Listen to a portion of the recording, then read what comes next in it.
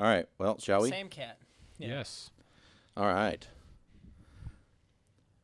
Hello, my Govanen, Gojul, and welcome to the second annual Undertowers Christmas special. I'm Steven. I'm Daniel. I'm Sam. And new space. Welcome. It's been a minute since we've been able to sit down and record a show, fellas. I am so stoked to be here tonight. Indeed. Boy, 2025 was a year. We'll be talking about that as we go, I'm sure.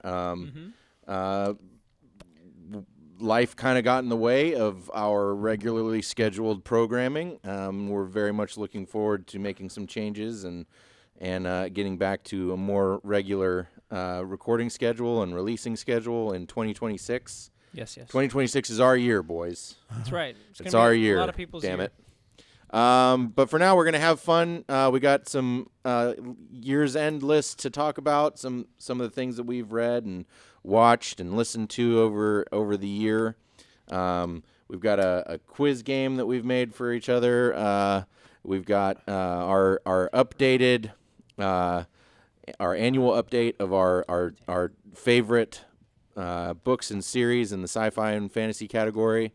But first, master of the beverage, Daniel, what are we drinking tonight? To start, we're gonna have Delirium's Noel, which is, if you may have seen the Pink Elephant, family brewery since 1654. That's a while ago. It is. A while ago. They're probably best known for their Tremens, which is a strong blonde ale, and then they also make a Nocturnum. We love a strong blonde for sure. We sure do, and but their Nocturnum, which is a dark ale that is also really well regarded. They make a lot of great beer. Then now they're associated with a ton of other brands in Belgium, but they this is their Noel, which is you'll see it's got like a lovely amber color, and it's I believe it's like 9%, so it's a nice big beer. 10%. So nice and amber color, but 10%, but it's got a nice festive sort of thing going on. And this is what Santa drinks as he delivers presents to the children. It is. As he travels through Belgium, it's one of the beers he will Leaving imbibe. out the beer and cookies for Santa. Yeah, and drinking and flying is fine for him as well. The reindeer really do most of the flying. That is very good. Oh my gosh. Oh my goodness gracious. That is maybe the most Christmassy. I mean, beer should I that say I've ho ever- ho ho? Like, Ho, ho, whoa, ho. that's It will good. potentially. Ho ho ho to the bottle I go to heal my heart and drown my woes. It'll probably be only one up in Christmassiness by the last beer we'll have, but also I can't I hate. Here's well with the It actually is with nice. this It thing. is nice. Yeah. I also hate overdoing the whole. It doesn't taste like it's 10%, but it truly does not. It doesn't. It does not It's too taste sweet, 10%. yeah. It's really It's got a sweetness to it, but there's no kick at all, and or no bite. And into 10% beer, you're usually getting just a little bit of And bite. Santa's bathwater is mixed in with it as well. Yeah, that's where. Yep. It's super exclusive. Yeah. And then in the pipes, Daniel and Sam are smoking some Saint Espresso from Warped cigars, but it's also made by Cornell and Deal. It is a triple Cavendish mixture, very sweet, very creamy, like Cavendish. And it got some cigar tobacco that's gone through the Cavendish process as well. Very nice espresso and kind of mocha notes in that. And then I am smoking Cornell and Deal's We Three Kings, which is their Christmas blend this year, one of their Christmas blends this year, and it's very lovely. It pairs well with the beer as well. It's got a lot of kind of Christmas spice flavors to it. So we'll update as we're drinking tonight. Let's see. To start us off, let's talk about what we read this year. As far as book club goes, again, with life being what it was this year, a lot of big events happening. A baby. There has not been quite as much time for reading as there was in years past with book club. But I would say that what we did read, Quality. extremely quality. So let's talk about our favorites. Starting off with any honorable mentions from this year, and this is just as a note. This is things. This list can include things that we read as a group. It can also include anything that we read outside of book club. But Sam, do you have any honorable mentions? I do. I read The Illustrated Man by Ray Bradbury. Have you guys read it? I've not read it, but I've heard of it. Yeah, it was pretty remarkable. Lots of short stories, kind of an anthology type thing, all surrounding this dude who has tattoos all over his body, and each of the tattoos tell a story, kind of like Maui in Moana. okay. But imagine it written by the author of Fahrenheit 451. Yeah. Nice. Yeah. Yeah, Nice. so a little bit darker. It's kind of like reading a Black Mirror a little bit. Yeah. But it was really good. Okay. That's awesome. You'd like it. Daniel, do you have any honorable mentions? I have one, and I guess I'm gonna. Yeah, I think I'm gonna pivot because I was teetering on which one of these was gonna make 5 and which was it, but I think Latra will be my honorable mention. Okay. And like Peace would be right there too. Sure. Both of those are the 3 Yeah. Gene Wolfe novels that we read this year. And but with Latro, like we haven't talked about that as a group publicly, but we had some like really it was one of the first where I had my own discovery in Wolf where I realized something. Mm-hmm. And so that was very special. Yeah, looking so it makes forward me to it a actually reread and having the full discussion of that because it's very exciting. it actually makes me sad that I didn't include it, but I do feel like that was I get what you're saying. but I don't know. I think thinking about it like in the you year, feel cool about it, but you can't say that it was your top favorite. Yeah, because I'm trying to just think like what like delighted me in this list, and sometimes it's like what was happening around reading it too. Sure. But that's my honorable mention. Very nice. I've got 3. The first one I want to throw into the honorable mentions is the Leoness trilogy.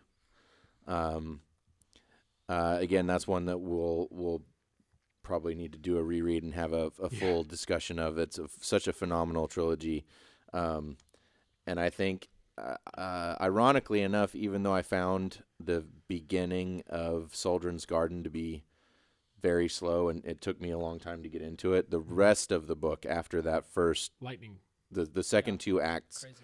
was one of my favorite things that I've read this year, just by itself. It felt very classic fantasy in the best way possible. Mm-hmm. The Leoness trilogy by Jack Vance, definitely up there. Project Hail Mary by Andy Weir is another one that I wanted to mention. And specifically, I listened to the audiobook, which I am not the first person to sing the praises of this audiobook, but I have to say it's narrated by Ray Porter, and it is absolutely phenomenal. And if you can bring yourself to listen to audiobooks, this is a great one to do it. I don't want to discuss why too much because it's kind of some big spoilers if I get into the why. But Ray Porter, I'd heard him read some other books before, and he was great then, but he just nails it. He knocks it out of the park with this book. And then the book itself is just phenomenal. And then finally, in my honorable mentions, I read a book called In the Eye of Heaven by David Keck, which is the first book in the what does he call the trilogy? I think I wrote it down.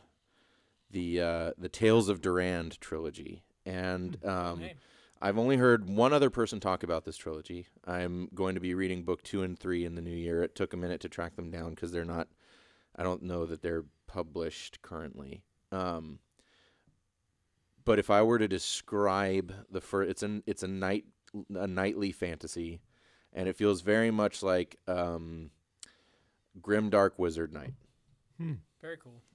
So I will finish that trilogy, and we will discuss it more in the future. But I do wanna shout that one out. So Sam, what is your number 5? Number 5 is. Hold on. I wrote it down.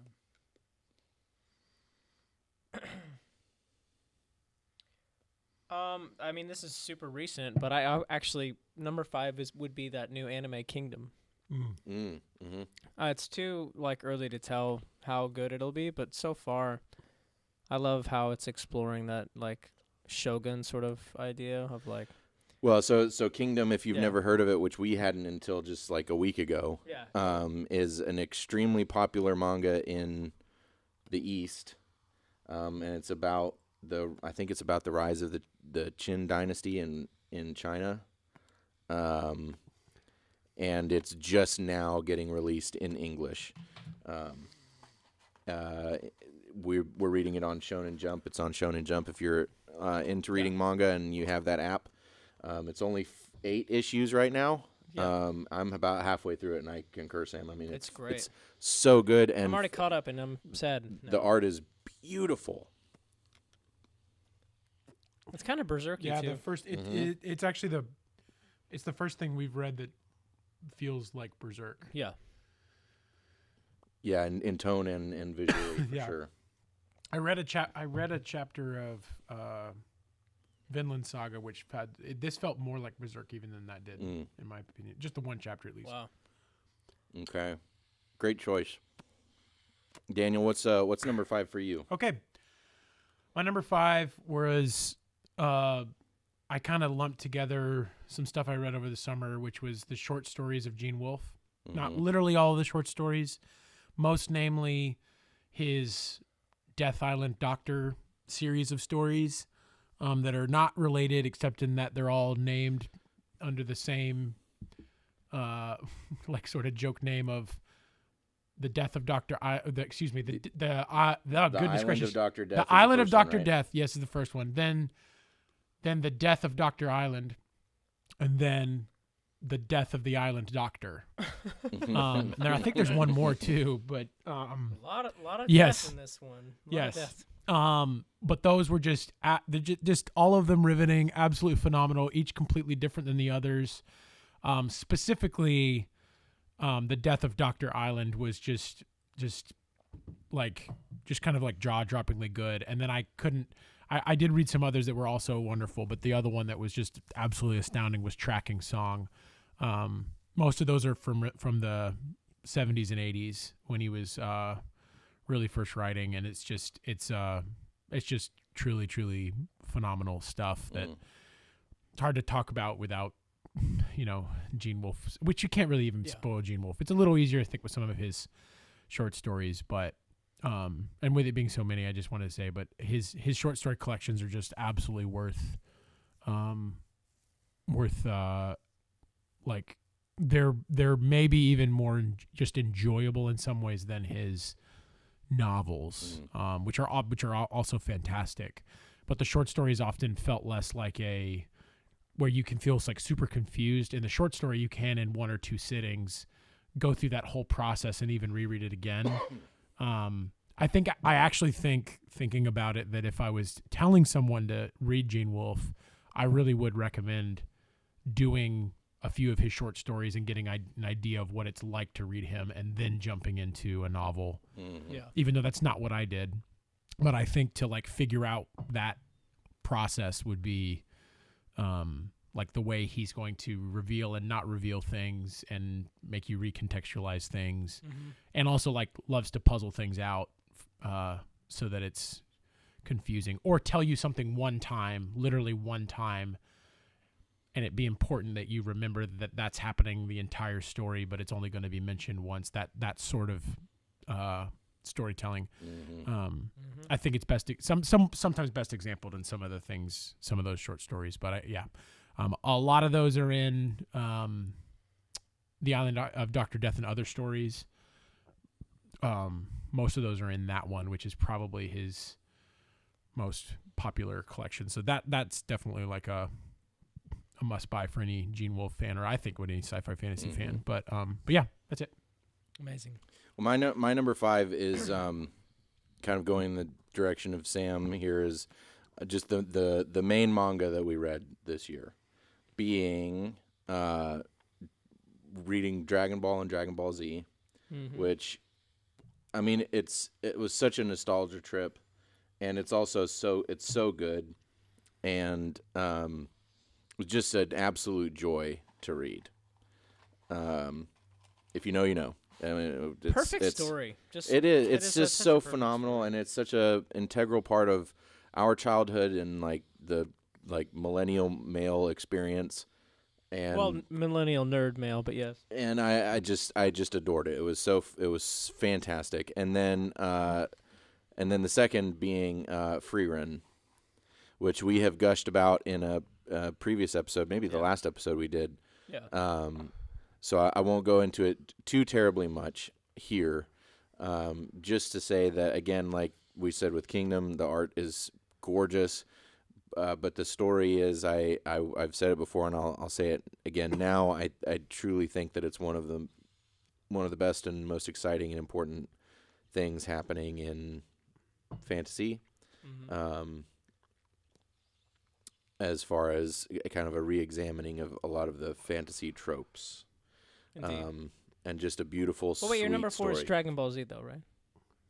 I'm honestly kind of lumping these together. Oh, here. I see. Just anime. Just the manga that hodgepodge, we yeah. read this year was. Yes. And I'll throw in too, on outside of book club, I did start One Piece, and I'm 100 issues into it, so I'm Only 1,200 more to go. I'm 10% of the not even quite 10% of the way through. It's like you started Skyrim and did one side quest. Yeah, but like I'll say it, like I get it. I get it. It's I understand why it is in everybody's top 10 lists and why it like kind of goes back and forth between it and Berserk Amazing. about what's the greatest manga of all time. I have yet to get it, but I aspire to. It's on Shonen Jump, and it's great. I love pirates, and it's a very, very cool story. So yeah, the manga is my number 5. Sam, number 4. My number 4 is Peace. I love how Gene Wolfe just makes you think like in circles, basically. Mm-hmm. It's like so like off-putting in a way. Like reading something and like reading it knowing you don't get it as you're reading it. Like but then like waiting for a big reveal and then there kind of isn't one, but then there is one. Yeah. It's like a weird psychological exercise. It's kind of like meditating a little bit. Like reading it. That's funny. Yeah. Like it does feel that at one least in particular. parallel. Yeah, without because it's almost it's like reading stream of consciousness writing a little bit at times. I couldn't read it. Remember when we read the before first bed. chapter and we all text each other like, I am loving the tone, but I have no idea what the hell is happening at all. And that is 100%.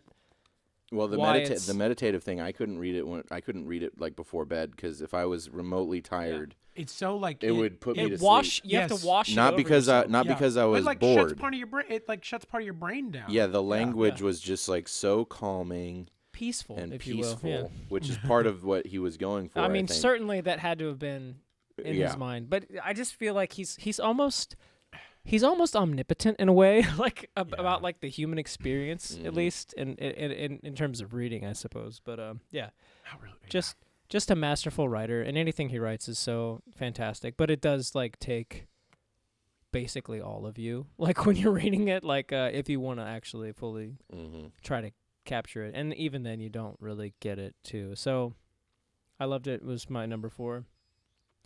If I had a lot of free time on my hand, I would definitely just be reading Gene Wolfe, like, in the dark somewhere. Well, with, like, a little reading light. But, like, it just feels like it could really suck you in a way that's fulfilling in an isolated way. But, yeah. There you go. That's my 4. Fantastic. Daniel, what's your 4? So this has come up on the pod one other time in our recommends, but reading the Astral Codex 10 blog was one of my favorite things this year. And I'll highlight checking in with it basically throughout the year was just fun. It's just so there's just so much enjoyable stuff. I just so enjoyed it. Scott Alexander's the guy who puts it together. But his AI 2027 article this year was like reading sci-fi, but about things that could potentially actually happen in the world, and it was just. But that's all sci-fi. Yeah, no, I know, but that was what was so. But it was written on purpose to be like that, and it just made it really fun and enjoyable. And then to highlight. He also does a review or essay contest, and there were a couple of those. One was called Alpha School, which was about a pilot program school in Austin, Texas, that was just so fascinating about the way they do this. Like, they basically pay kids to learn, and it was just so fascinating to read about. And then there was one where a guy wrote an essay about the Russo-Ukrainian War because he quit his computer job to literally go join the Ukrainian army, and it was just so fascinating. But that was it was just a blast to read. That blog is so great, both on the actual blog itself and there's a wonderful podcast version of the app where a guy uploads and reads all the articles, which is also great. So can't recommend it enough. Fantastic. Love it. My number 4 is Latro. I am very I'm very much looking forward to a reread in 26 after kind of a long list of things to read for context. You know, Herodotus, reading through the Robert Graves mythology, such and yada, a bunch of the fun, nerdy stuff that inspired Wolfe to write it. But the story is great. But one of the things that I got super excited about with this one is that ever since I was a little kid, I have absolutely adored and been fascinated by Greek mythology. Absolutely. And that was kind of my first mythological love. And so getting to dive into this series and all of the mythology that is so prevalent in it really kind of reignited that spark and got me super excited about that world again. So it was just an absolute pleasure to dive into it. I will say, I think that on the first read, at least, I think that the first book, Soldier in the Mist, is my favorite. Yep. But I feel like I felt like book 2, Soldier of Arete, was a little bit of a letdown after that. But I kind of feel in the back of my head that that's kind of a classic first reading of a Wolfe book thing, and that there's just a million things that got missed because it was the first reading of a Wolfe book, and that on a subsequent rereads, I don't know if that'll change, but I think my opinion of the book will probably even out a little bit. But that's my 4. I loved the Latro and the Mist duology. I didn't know. We need a... You want me to get one? Yeah. Do you have a corkscrew? I do. Yeah. Do your... You can do your 3 first. I'll go quick. Nobody cares about my 3 anyways. Oh, that's not nice. It's a joke. Come on, we need more laughs, all right?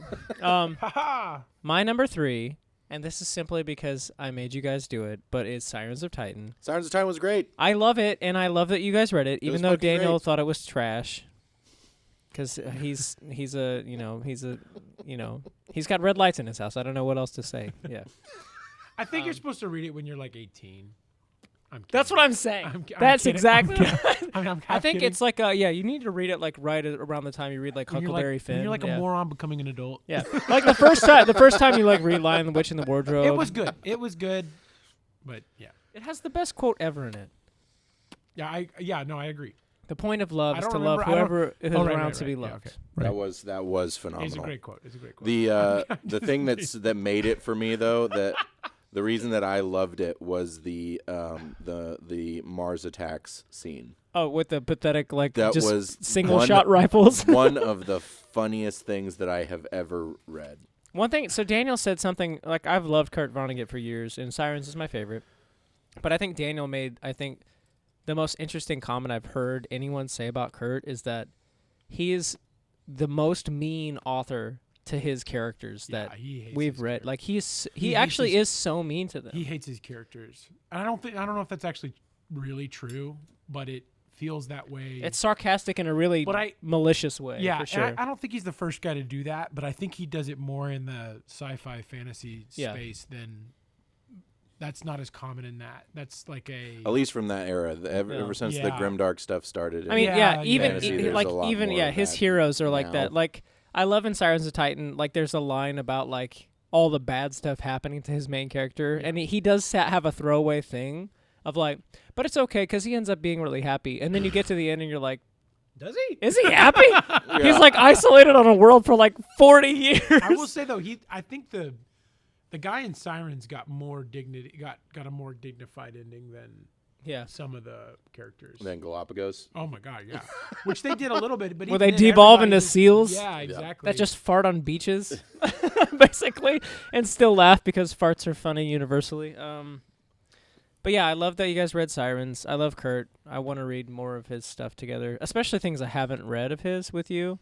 I think it'd be great, or things I've forgotten about. I want to do. I haven't finished. 5. I haven't actually read. I need to do Slaughterhouse. Like that's 5. his like that's basically that's peak work. That's the biggest one. At least in terms of pop culture, like Slaughterhouse 5 is the best. And it's like somewhat autobiographical too.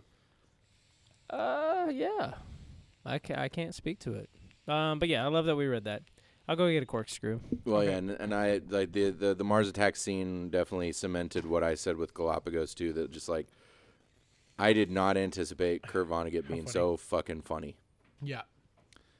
Like just the idea, just the vision of these Martian super soldiers landing in Florida and then just getting mowed down by a bunch of fucking rednecks in swamps was just like it was so absurd, and it just tickled me. I mean, it was horrible and it was kind of sad in a way, but it was also just laugh out loud funny. It was great.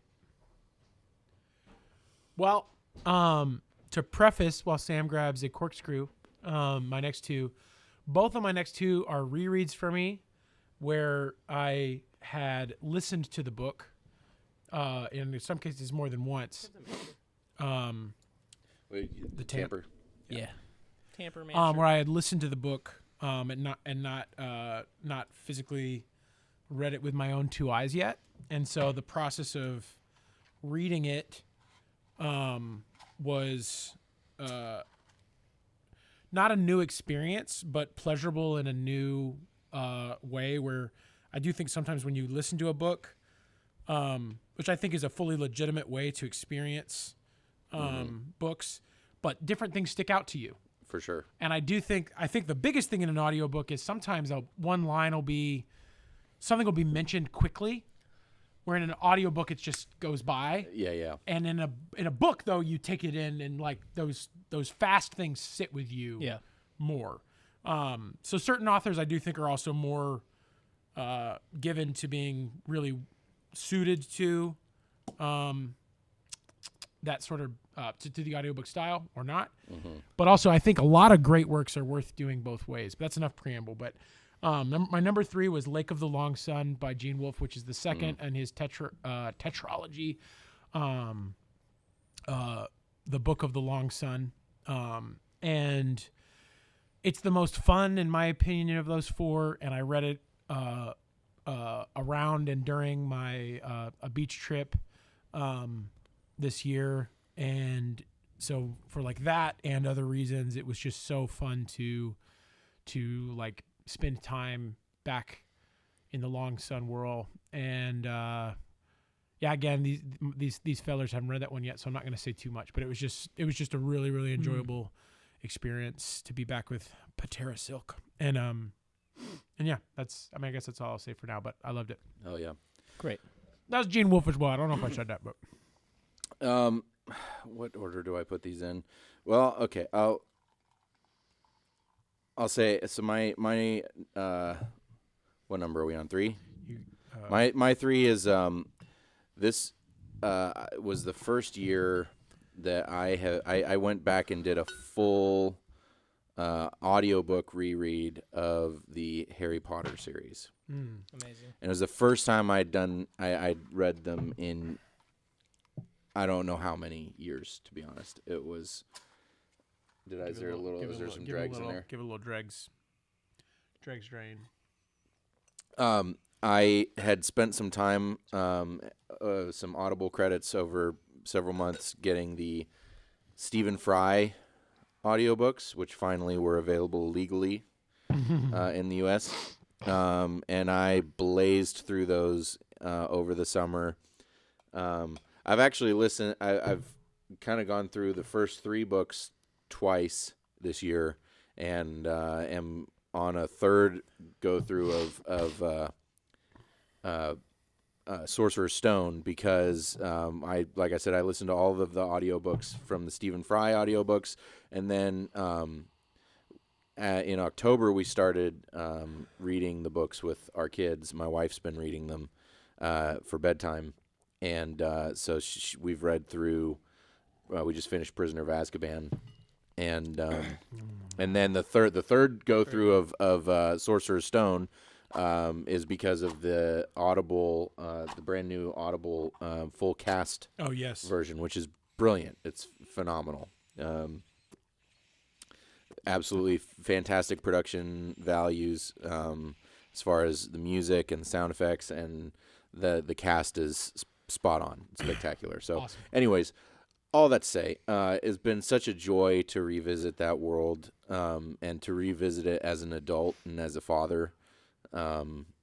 It hits different, a lot of parts of it, and it's such a beautiful story, such fantastic characters.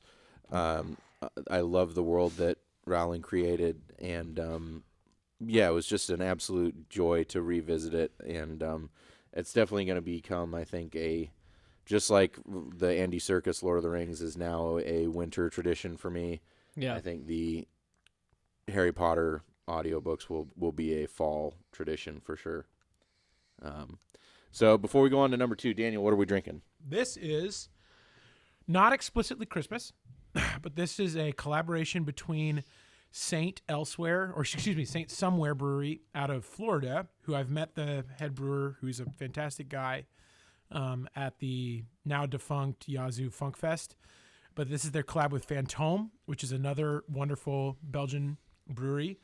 And this is a sour saison that I don't know a lot more details of it, although it's called Five Monkeys Somewhere. And there's a great little picture of the guys as 5 monkeys. But this is a tart palate cleanse before we, and really we'll kind of have a double palate cleanse here as we head into to the finisher. But it is a lovely, bright, citrusy Sláinte. and funky saison. It is funky. Funky Santa. That's very interesting.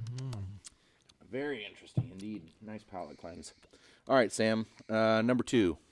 My number 2 was all of the Jack Vance stuff we read this year. So amazing.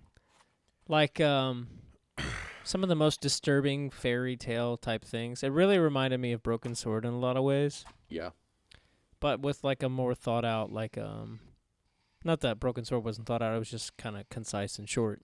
Yeah, much shorter compared to Yeah, but just like a full thought out trilogy with things that have obviously developed into tropes, but almost it seems like he wrote it first and people made things because of it. Oh, for sure. And it's still you could tell some things were coming, but there were still like three huge surprises in it that were just very disarming in a certain way. Like, I mean, with Mergen, the Green Pearl. The Green Pearl, I think, is the the shining gem, no pun intended, about all of it, about the whole story. Like that whole book was just so enthralling.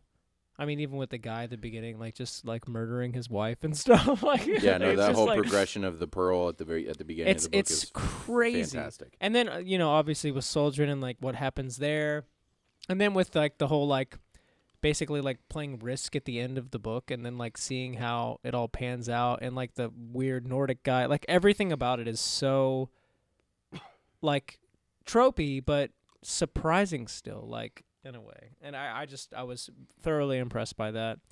I don't think I've experienced that level of surprise in anything that's come out recently, but some of the old stuff is just good. It's really good, especially when it's written by people like Jack Vance.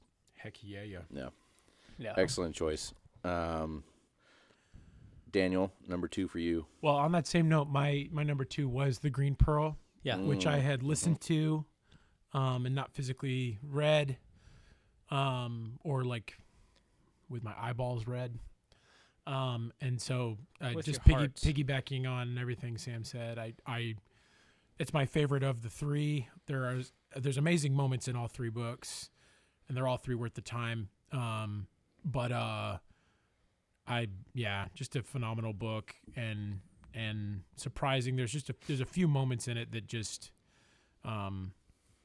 like there's a few sequences with Eyeless, when he takes the Ska princess as a prisoner and everything. It just like I just love the way it's developed and done. And Basically, everything he wanted to happen with Robb Stark is yeah, basically it eyeless. is, and yeah. you actually do feel that it's like that.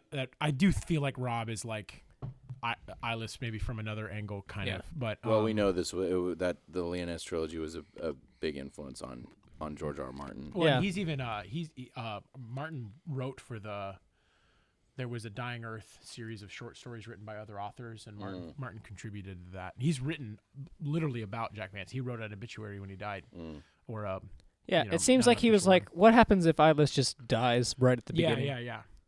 But yeah, that's my number 2. Fantastic. But yeah, so I don't disagree. I think even though maybe Act 2 and 3 of Soldier's Garden was my favorite parts of the trilogy, I think the Green Pearl as a whole is the best book of the trilogy. Soldier's Garden did have the funniest thing happen though, with Eyeless trapped in like the well, and he starts talking to Skeleton. He's like, "All right, gents, how do we get out of this? That whole bit I'll was build a ladder out of your phenomenal. bones." It's so funny.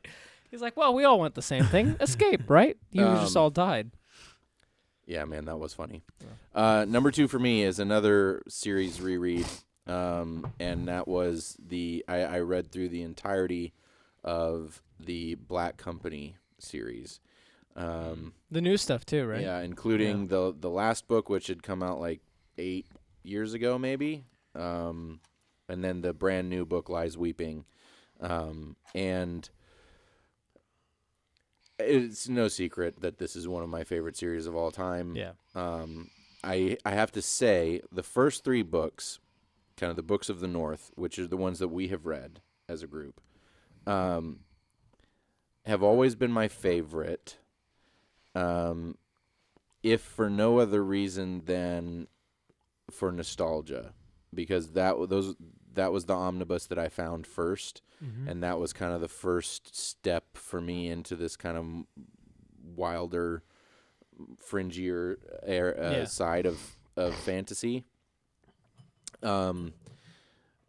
However, I've always loved the rest of the books, but something clicked for me this year, and I think it was because of having read so much other stuff. So much, interesting. like everything from our Conan reads through Leoness, and Jack Vance and all of this, and what I kind of wanted to, I'd mentioned this in the group text, I think, or in our kind of pre-production conversation, that I don't want to call it a take really, because this isn't really a take.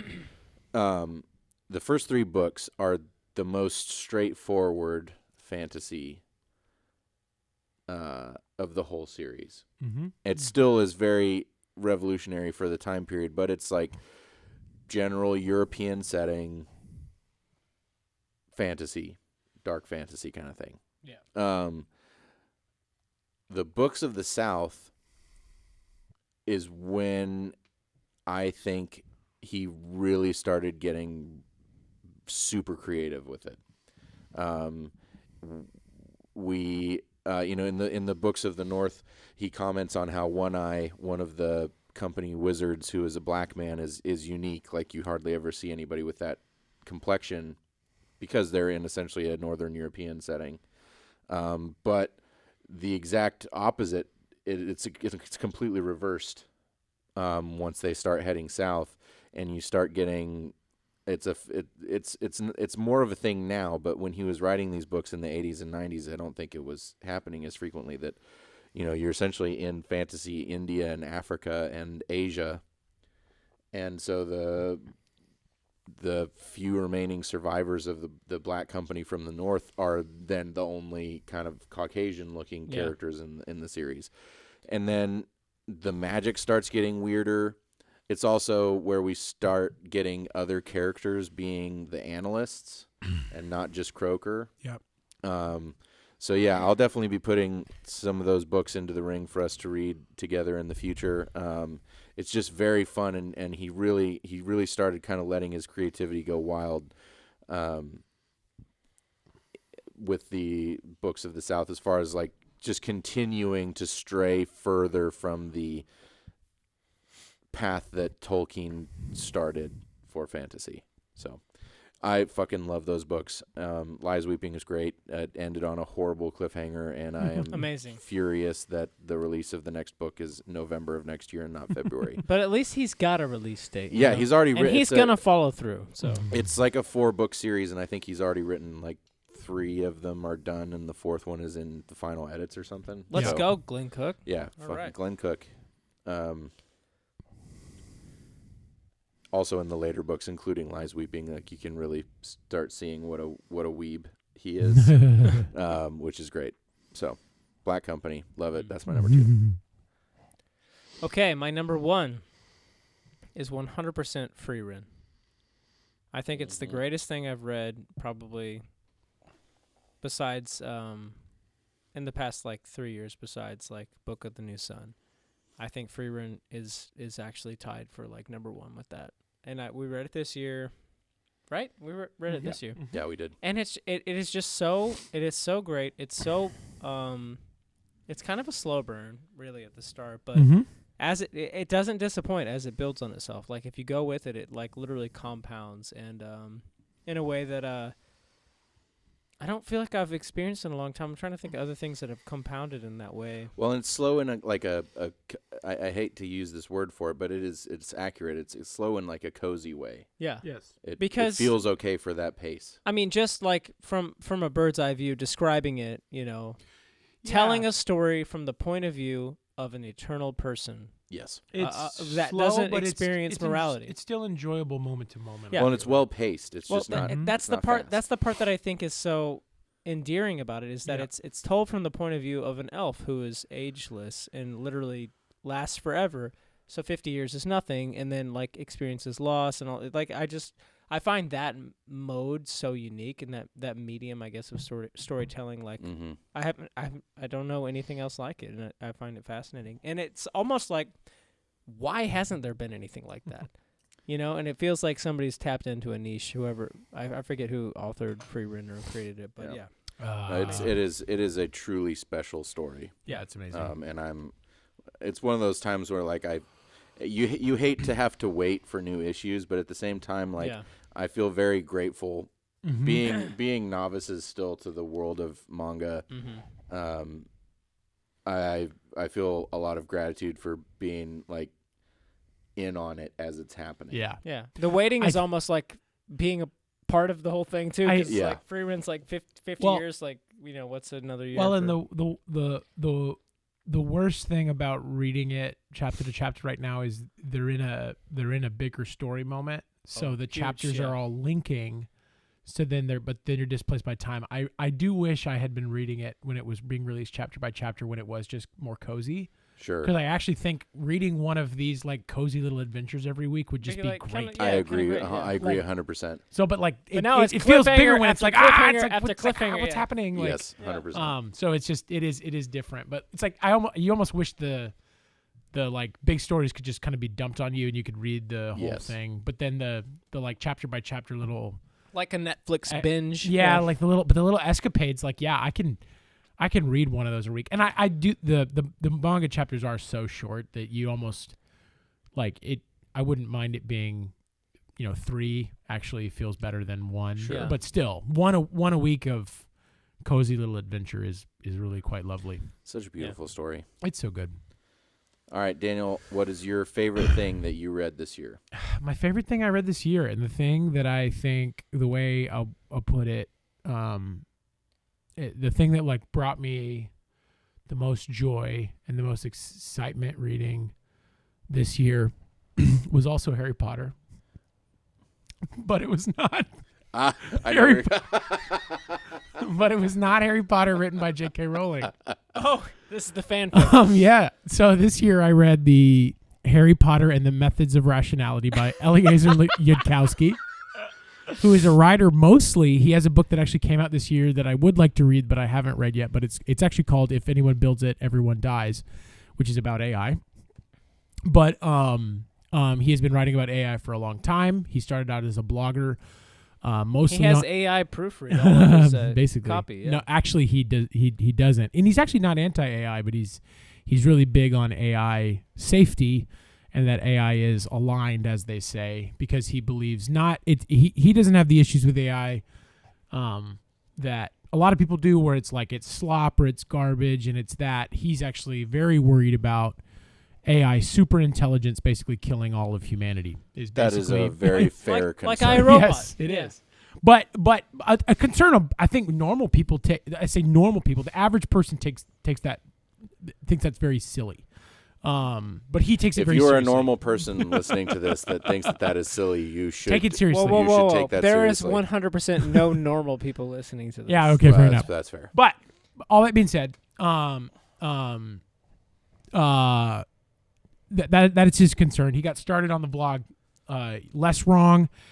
So he wrote a series called The Sequences, and he's one of the founders of a movement called Rationality, which I actually think is a thing that's like kind of silly, but it's very interesting. It makes sense. It's practical. It's rational. Yes, and it's about the scientific method and trying to be very thoughtful about understanding the world. But then I also think it's like, I think the people that actually adhere to this kind of get lost in the sauce a whole lot. But either that's kind of beside the point. I'm planning to read The Sequences this year. They're supposed to be very fascinating. But between writing The Sequences on Less Wrong and writing Harry Potter and the Methods of Rationality is actually how he became known. Harry Potter and the Methods of Rationality is a fan fiction that was released on like the fan fiction site at first, which is really funny. But it's actually genuinely very well written because Yudkowsky is a very good writer. It was released in kind of a chapter by chapter format, or in somewhat little chunks, and the premise is basically what if Aunt Petunia married a Harvard professor instead of a Dursley, and because of that, Harry was trained from birth in a loving family to be basically someone studying using the scientific method to understand the world. So it's like Harry is still Harry, but with a very different upbringing, and then it basically takes the story from there. There are a few other characters that are moderately tweaked, namely Professor Quirrell. But really, other than that, everybody's basically the same person and feels to me like the same person from the Potter books. But again, just with everything rejiggered. But part of the reason I enjoyed reading it so much was he takes the Potter world very seriously. Magic is still magic, even though he's trying to science the magic. There is some Sanderson-esque feeling stuff where he's trying to system the magic, but also not.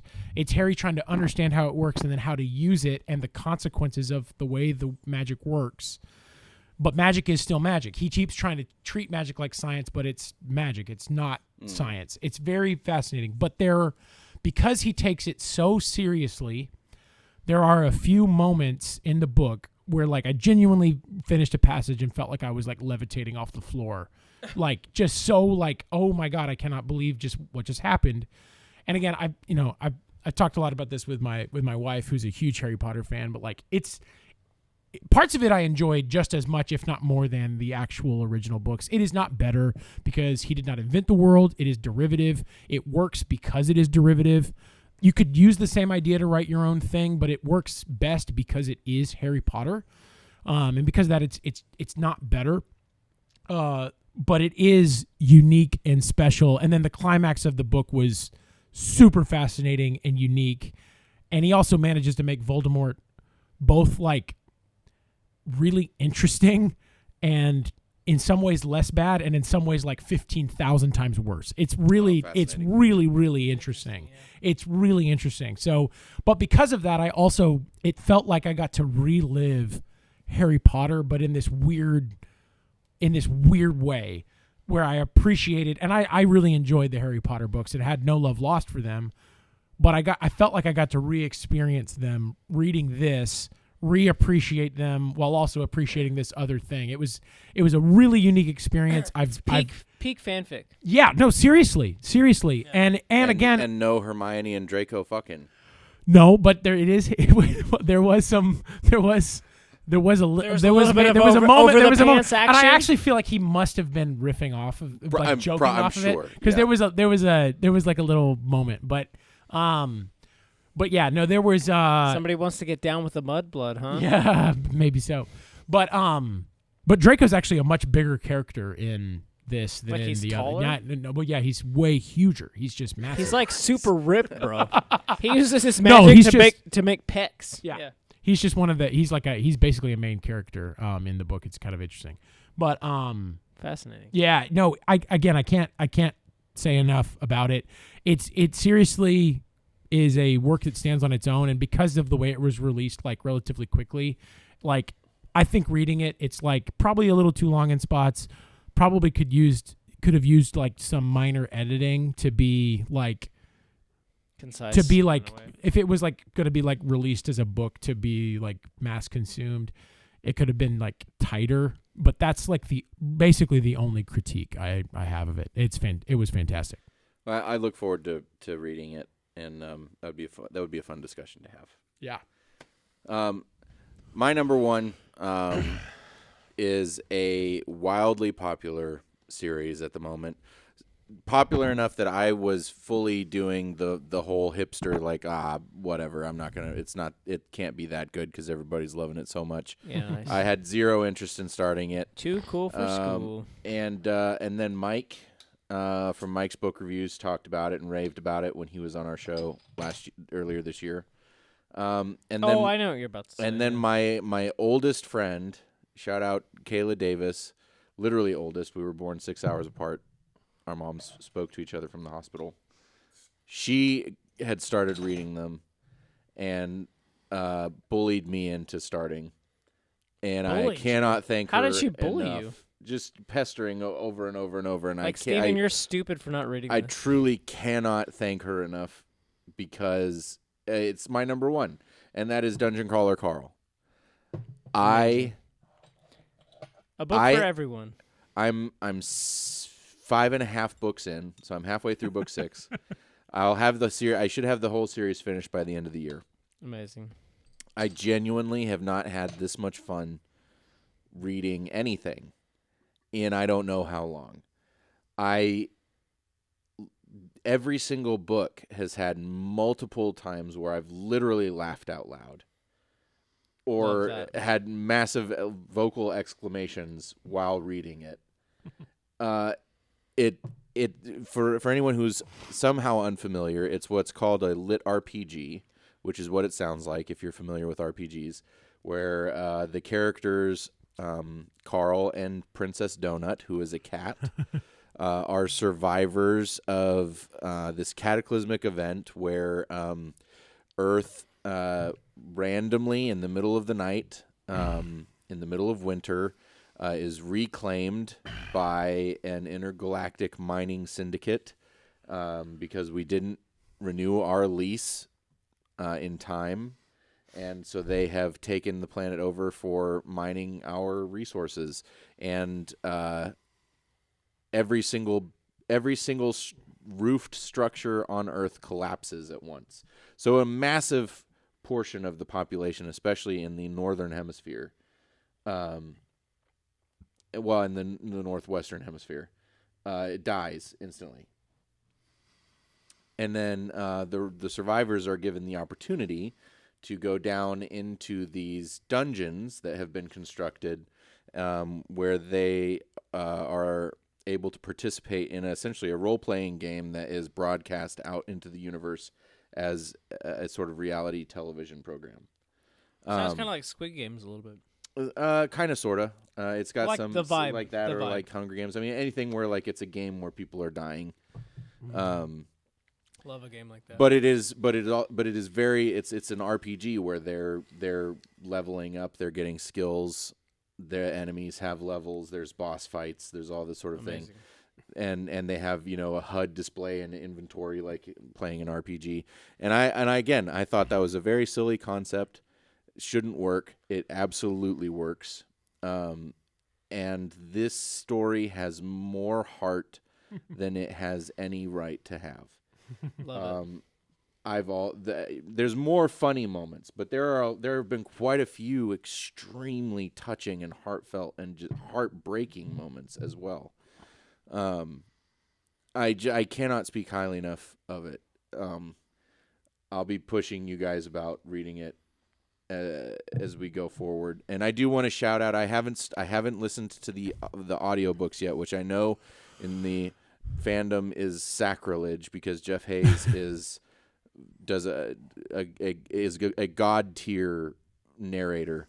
I have, however, I was gifted an early Christmas present from my dad, who I got hooked on it at his birthday. But he gifted me the first book, which is done by the Sound Booth Theater, I think, which is Jeff Hayes, the narrator, his kind of audio theater company, and they do these big full production versions of audiobooks with little extra bits and stuff added, and that is, I'm enjoying that very much. But yeah, Dungeon Crawler Carl, 10 out of 10.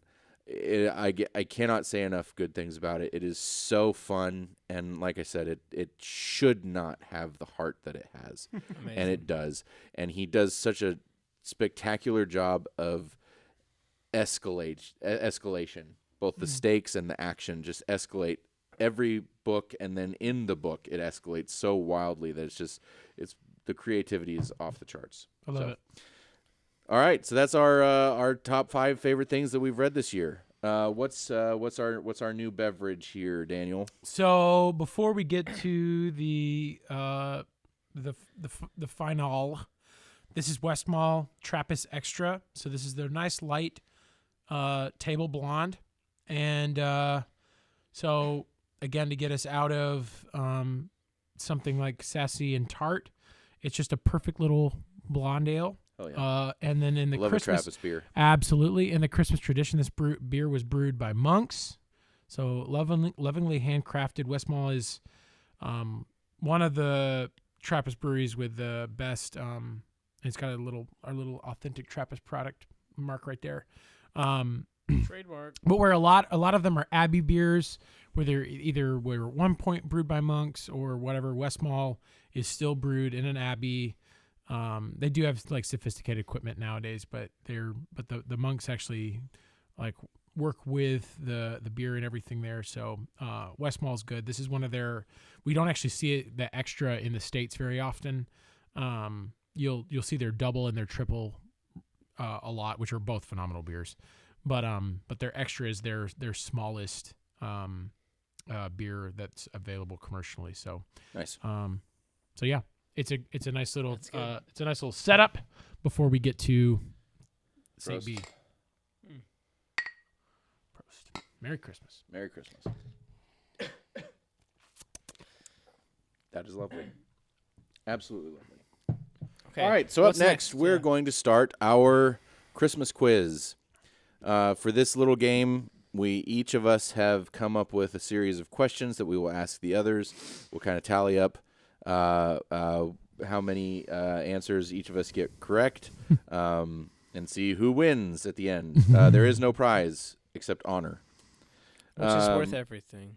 So, Sam, you're going to start us off asking me and Daniel 5 questions.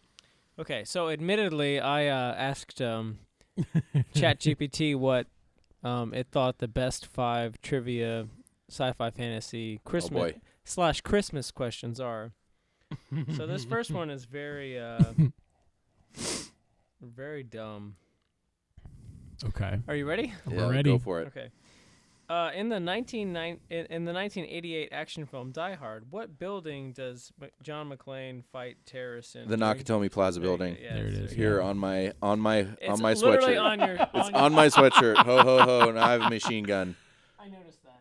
All That's so right, funny. point Would one you to like me. some Christmas nuts? I'm okay. That's an excellent question. Chat GPT. Yeah, they were pretty on the nose about that. So yeah, there you go. All right, there's question Steven one. got a point. Yeah. What's your next one? We'll just do it. We'll do this one person at a time. Oh, so okay, Sam, fine. go ahead and you can do all 5 of yours. Okay, this one is weird. In the 2004 animated film The Polar Express, Uh-oh, I haven't seen this one. I know. What is the first gift of Christmas that the conductor punches into the main character's ticket? Okay. I've also never seen this because I thought the art looked crazy. It was like It looks it's bad. it's the example of the uncanny valley. So first gift. So Sam, you'll have to determine which of us is closer. Okay. I'm gonna go with a pack of cigarettes. Yeah, Okay. I'm gonna do similar vein but different style. We'll do a 40. A 40. Okay. The answer is Believe Oh. or a bell from Santa's sleigh as an actual gift, which I feel like cigarettes kind of make the most sense. Wow. So Well, we'll give it to Daniel. all right. I feel like I'm stealing there, but okay, I'll take it. You think a 40 is more like Believe? I don't know. I just mean I just said I nonsense. agree. I think cigarettes is more like Okay. believe. Yeah. All right. Fair enough. Okay, next one. It's funny what AI thinks is relevant. In Marvel's Hawkeye Disney Plus series, Also, haven't seen it. Let's go. what Christmas-themed villain from the comics makes their MCU debut as a tracksuit-wearing mobster? Christmas themed Marvel villain. Yeah, I I feel like you would get this, Steven. If you, I if feel you like thought I about it hard should, enough. but I.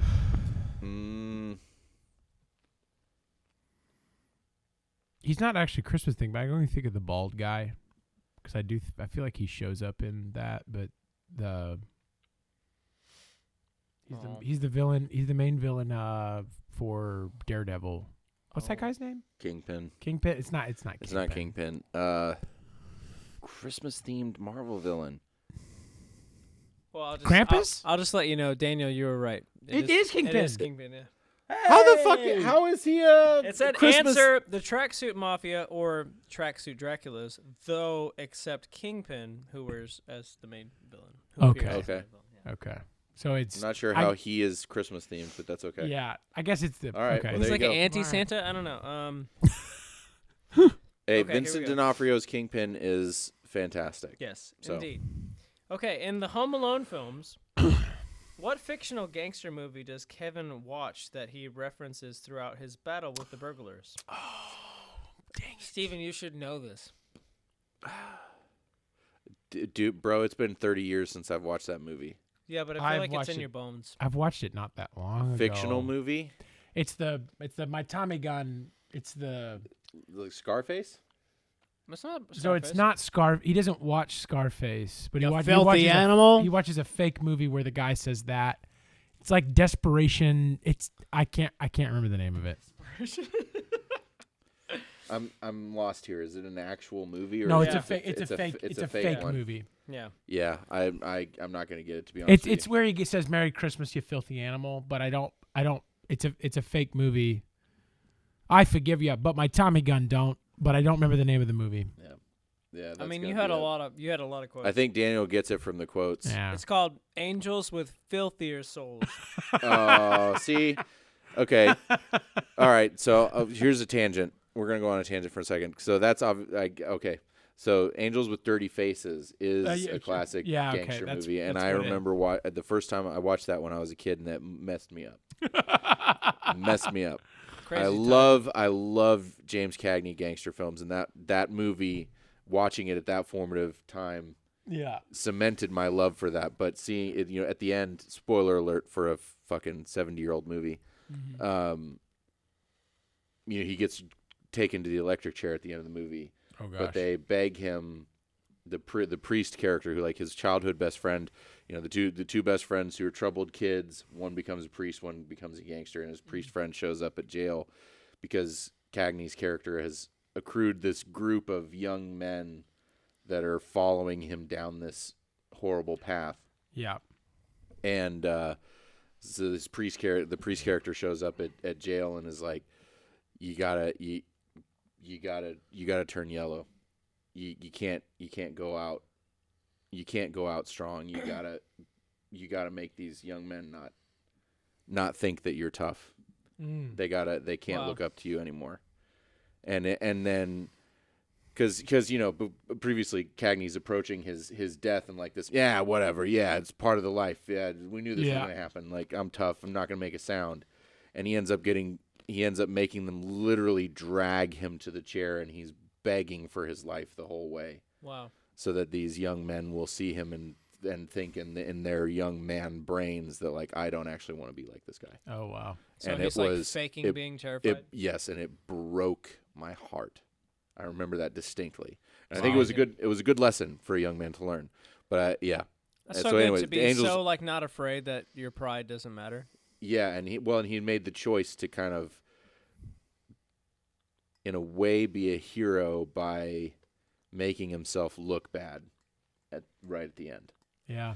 Phenomenal movie. Angels with Dirty Faces. Anyway, so yeah, a tangent over. There you go. Last question that AI thinks is in Gremlins. I've never seen Gremlins either. What 3 rules must be followed when caring for a Mogwai like Gizmo? I know one of them is don't let them get wet. Yes, don't let them stay up after midnight. I think. You're very close, Daniel. Don't let them stay up after dark. No, back to the other one. I know that. I know you're not supposed to give them water. Yeah, I do. I no knew that water, one. and then there is something about not staying up late. Is it a full moon or something? Or okay, don't get them wet. That's one. Yeah. Don't expose them to bright light. Oh, okay. And don't feed them after midnight. Don't feed them after midnight. Okay, that goes to Steven. Steven. Yeah, that was good. He said it first. And all right. He did say midnight, so yeah, I mean, you get half a point. Round 1, done. Now, Daniel has some year-end questions for us, so we're gonna put on our contemplative caps and look back on the year 2025. Well, and this may be relatively quick because I was trying to come up with more ideas, but we talked about a few. Then I had a hard time thinking of other things. But we'll start it off with, what is your favorite Christmas movie? I can go first. Yeah. Okay, multi-part answer. Die Hard, favorite Christmas movie.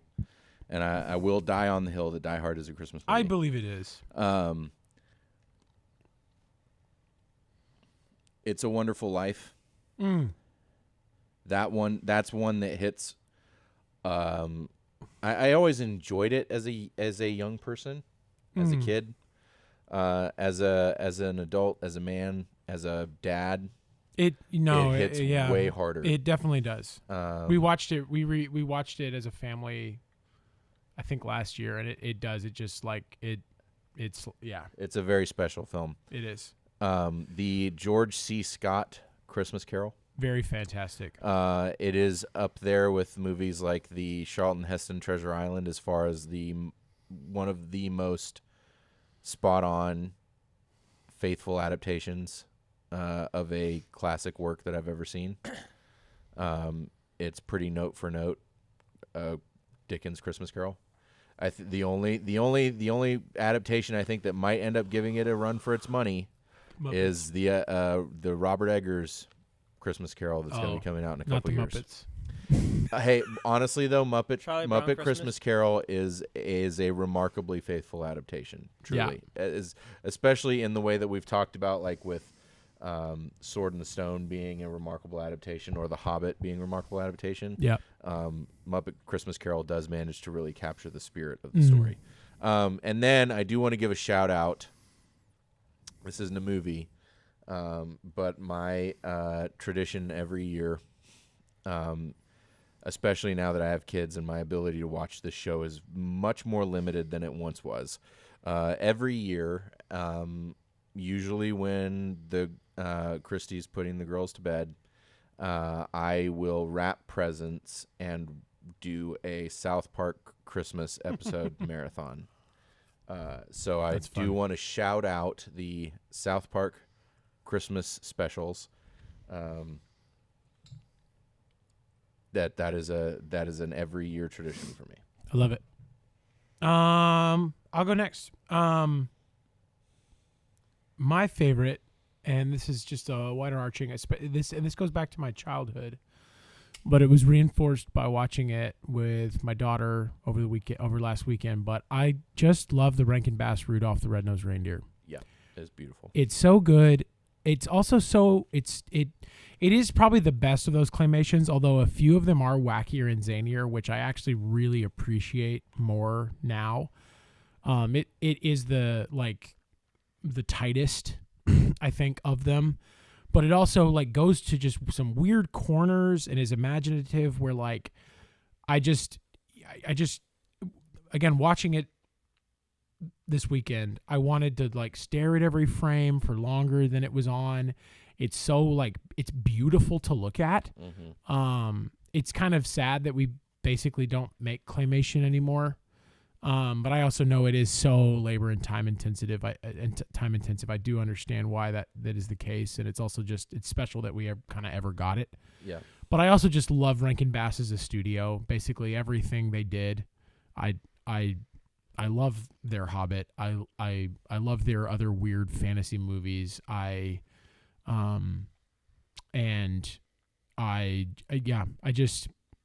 adore it.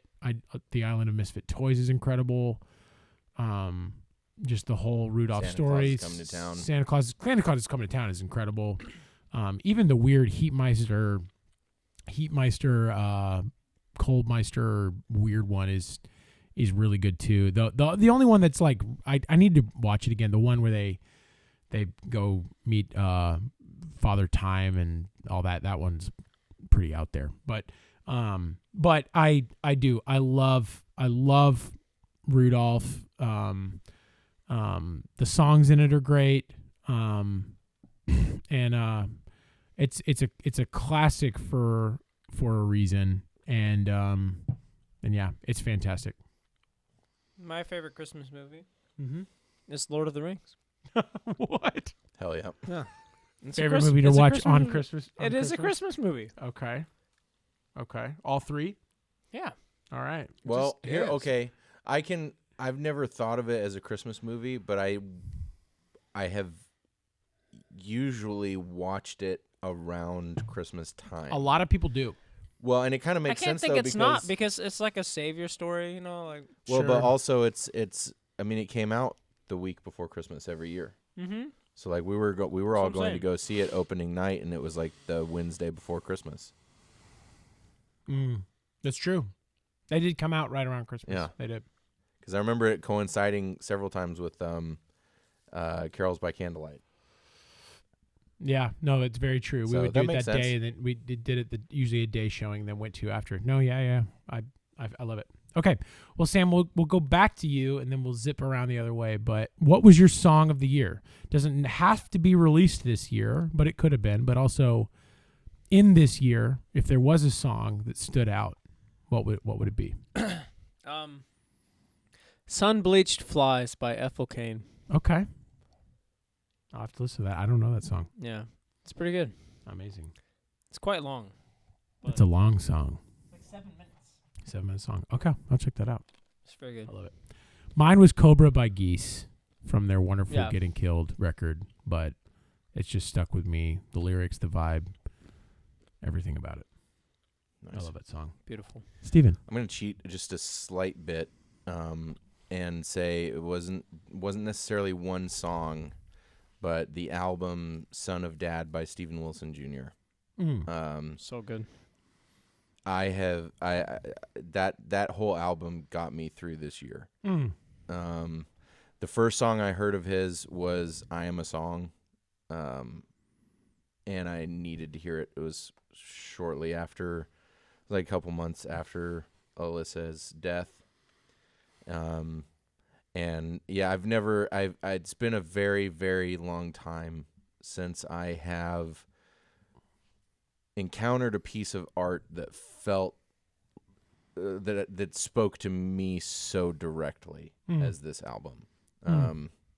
And Steven Wilson Jr. as an artist. His songwriting is phenomenal.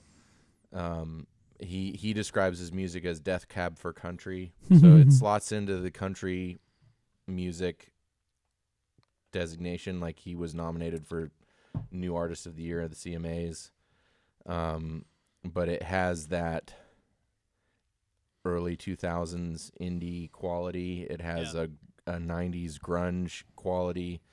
It has a punk rock quality. And ethereal, too. Yes, very much. And it's not overproduced. And his voice is phenomenal and so strong and heartfelt, but it's not pretty. It ticks every single box for me. And if I had to pick any songs out specifically, like I'm a Song, obviously is incredible. There's another one, Twisted, that's been speaking to me recently. But that whole album, I was able to go see him live at the Ryman in November, and I cannot speak highly enough. I love it. Of him and his music. Okay, and for the last one, we'll do that again. We'll start with you, Steven. But what was your moment of the year? I knew this one was coming, and I can't. I'm gonna cheat again just a little bit. I apologize. But I've been thinking about this even outside of this question, because 2025 has been fairly shitty. And so I've been wanting to go into 2026 really thinking about the good stuff. There's been a lot of death. There's been a lot of like on a personal level, not just like talking about the situation of the globe. There's just been a lot of loss and a lot of heartache this year. And so I've been trying to very purposefully be going into the new year thinking about the good stuff. So kind of in vaguely chronological order, I read The Hobbit to my girls at the beginning of the year, which was a truly kind of spiritual experience, introducing them to that world and having them embrace it and love it as much as I do. Yeah. Your son being born. And the wonderful impact that's had on my family. Seeing my girls experience the beach for the first time. And then my wife was cast in the Shakespeare Festival this year, which meant that there was like 3 months, 2.5 months, where it was in the evenings, it was just me and the kids while she was at rehearsals and then at shows. And so it was a little crazy. It was a little wild with work and everything. But the truth is that it was such a wonderful time that I got to spend concentrated with the kids that I don't necessarily get anymore because of working full time and everything. Like it was like I got to go back a little bit to when I did the stay-at-home dad thing with with my oldest for a little while, but that was not something that I got to experience with my youngest. So getting to have that concentrated time with them. And then lastly, in September, I was able to I flew out to Washington and went on a hunting adventure with my cousins. And it was the first adventure that me and Jake and Luke had been able to go on, just the three of us in a long time. We didn't kill anything, but we suffered together. We ate rock MREs climbs for several days. We did some crazy rock climbing with heavy packs on our back, and saw some of the most beautiful scenery that I have ever experienced in my entire life. And I wrecked my body doing it and pushed myself in ways that I didn't think that I could. And it was, again, I'm not a spiritual person, but it was as close to a spiritual experience as I've had in a very long time. So those are some good moments from this year. That's awesome. Well, you you mentioned it for me, but yeah, my son was born this year, and we did a home birth, which was our second time doing that. Both were incredible experiences. This time was a lot smoother for a lot of different ways. Just didn't take as long. Was the main thing, which is common for second births, but that experience was pretty amazing. And then to highlight one moment, or not one moment, but one thing that's happened recently with that is lately at bedtime, like both kids sit on my lap and we read stories, and it's really sweet that Roland enjoys it, but he's almost 8 months old now, and he does enjoy it, but Arden demands that he be there for bedtime to sit with him, so and then also demands every night to give him a hug and a goodnight kiss. Amazing. And like literally gives him a full on Amazing little kiss on the cheek. And yeah, it's genuinely like just heart melting and wonderful. And so that, I think, yeah, it's my moment of the year. That's a hell of a moment, dude. It's a good one.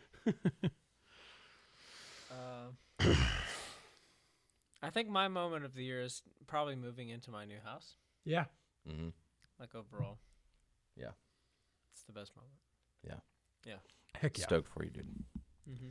Me too. Those are good questions, Daniel. I think it's, I especially love that last one. Yeah. Again, with how rough this year has been, I want 2026 to be different, and I want to be intentional about the things that I'm thinking about going into the new year. I love it. All right, round 2 of our quiz game. Do you want to go, Daniel, or do you want me to go since you just did the... honestly, either way. Go for it. Okay. Do it. Okay. So I have a few, so I gotta be somewhat selective here. Okay, and the way I want to do this, we can do. What I want to do is I want to say the question, and then I both want you to take a. We'll have a moment, and then you can both say an answer. Same time. So it's not just like it's not just like call outs. Okay. So I'll have to do a little bit of honors. Sure. Here, but So like what? But like you Count pick to 3? you pick a choice, and then we'll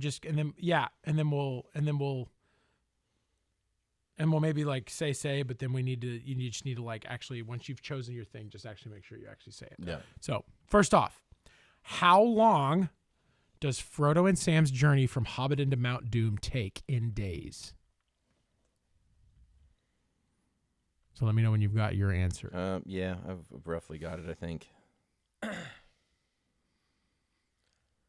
Damn. Now I'm second guessing myself, but I'm gonna stick with it. Again, not back. Just to be clear, not back to. Right, yes, yeah. Not the back. journey to Mount Okay, Doom. on the count of 3. 1, 2, 3. 965. 365. Okay, you said 900. Hmm. It's 183. It's actually about Half 6 a year. months. It's about- half a year. See, that's what I was starting to second guess Yeah. myself was It's if a year back the home. whole It's a year back if home. the No, it's a round year back trip home. was a year or if it was a year to Mount Doom. So, Stephen, with you being closest, point goes to Okay. you. Yeah, All right. that's fair. But okay. That was man. Yeah. All right. So Cool. okay. So for this one, I will give you, if you have the answer, we'll give it a beat, and then we'll get, if you've got the answer, you've got it. Okay. But then I do have a multiple choice that we can do. I will read the entire multiple choice, and then you'll be able to make your selection. But if someone just knows it, you can just Shout say. out. Yep. Roger that. If you know it, just say it. If not, then we'll read the multiple choice. Who is the king in Rudolph of the Misfit Toys? In Rudolph the Red-Nosed Reindeer claymation. Do either of you have it? I don't have it. Okay. All I don't right. have Here, it. I will read some options. King Thunderbounce, King Belzes, King Moonracer, King Sundancer. Well, I think it's B. wait, say 'em again? So I said King Thunderbounce, King Belzes, King Moonracer or King Sundancer? Man, shoot. I think King Sundancer. I'm gonna stick with Bell's. Okay. That's a big no for We're both It wrong. is Moonracer. Okay, but we will have part 2. Okay. Was he a flying elephant, a flying gorilla, a flying tiger, or a flying lion? Flying Lion. Flying Lion, I think. Okay, flying lion is Yeah. correct. Sam came in slightly closer there, so Yeah, we'll Sam gets we'll it. give Sam that gets to it. I Sam. remember Got the it lion first. claymation. I was like, He's yeah, King hell yeah. Moonracer. King Moonracer. Moonracer. That is a great Pretty name. badass. Pretty good fake names, I feel like. Yeah. No. Yeah, for they sure. were Yeah. all. You made Bell's those I up? thought was gonna. I was very confident about that until Yeah, I Bell's wasn't. is too off kilter to be fake. Yeah. Okay. That's 2. Okay. What is the name of the? Okay, similar to last time. If you If you've have got it. it, just say it, and Yep. that's it, and that's a win. If not, we'll do a multiple choice. What is the name of the lake where Baldanders and Dr. Talos reside? Oh shit. No, I'm not gonna pull that one out of my head. I mean, I'm gonna know it as soon as you Okay. say it. All right. Well, let me read them all, and then you then can we'll- and then you can say. All right. Count to 3. Well, I'm going to read them all, and then we'll go 1, 2, 3, and then Yep. you And can then, say. Okay. So, Lake Undine, Lake Diaturna, the Ouroboros, the Guile. 1, 2, 3. A. B. What was B? I don't remember, but it was the second one that you said.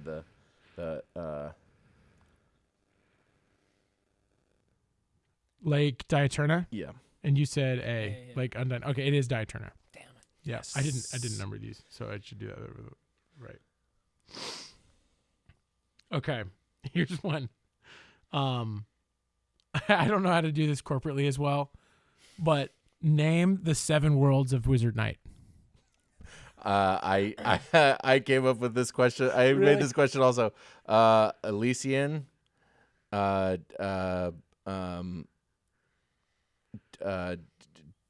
D. That's the hard. I think it's the hardest one. Dios. I don't know if that's correct, but it's something. We'll it's some- circle back to it. and then Skay, Mythgarther, Aelfris, Muspel, and Niflheim. If you want to take another swing at the other one. Shoot, I literally just refreshed these. Did I get the first one right? Yeah, Okay, so Elysian it's just was right. it's the second that's one. the second one.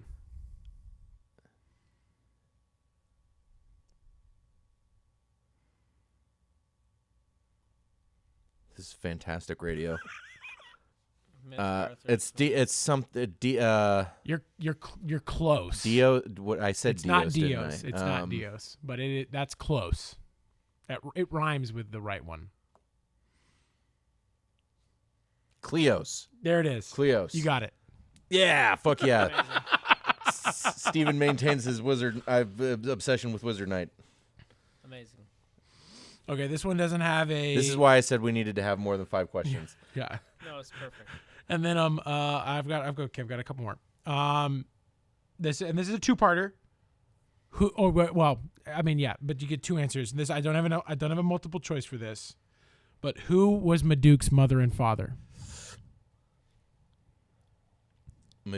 Maduke's Oh, mother. the fairy she's a Twinsley, fairy. Tinsley, and the father was that guy that raped her. The father is Merlin, isn't it? Oh no, it's a Shimrod. Yep. Yeah. Okay. Sam gets that one for sure. It's Twisk. Twisk is the fairy's Twist. name. I was like Yeah. Twinsley. Tinsley. But that's a point to Sam. You got Yeah, there. for sure. You got Good there. job, Sam. Okay, and then the last one. What issue ailed the thief of Trilda? Trilda. Wait, what's Trilda? Oh no. The thief. Of Trilda? Wait, what story is this from? Trilda. Well, that's part of the reason I did it. But I will say this. Is this like Fafhrd and Grey Mouse? No, that'd be amazing though. No, this is Soldran's Garden. This is What from Soldran's issue Garden. ailed? What issue ailed the thief of Trilda? I can give a little more detail, but we'll give it another moment. Didn't he have a stomach thing? No. Blind? Okay, Trilda was Shimrod's manse. Mm-hmm. Yep. What issue ailed the thief of Trilda? It's on the tip of my tongue. I cannot place So, it. okay, another one. Shimrod in a alternate guise is going around as an apothecary selling the remedy to the issue. Oh, Yep. knees. Bad knees. There it is. Bad knees. Yes. bad Bad knees. fucking Roofer's knee, or thief's knee.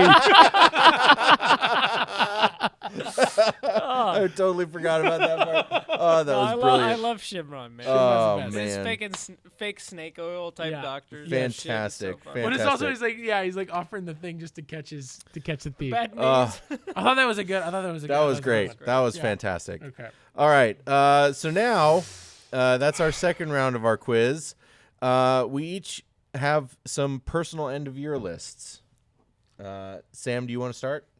With what, number 10? Yeah. Yeah. Do we want to do that? Well, Well, this these- one you these can are- just go through it. Yeah, just go through it. You don't have. You can take as much time as you want, but since they're all kind of going to be different, we'll each go through our list. Just say what your top 10 is, and then go.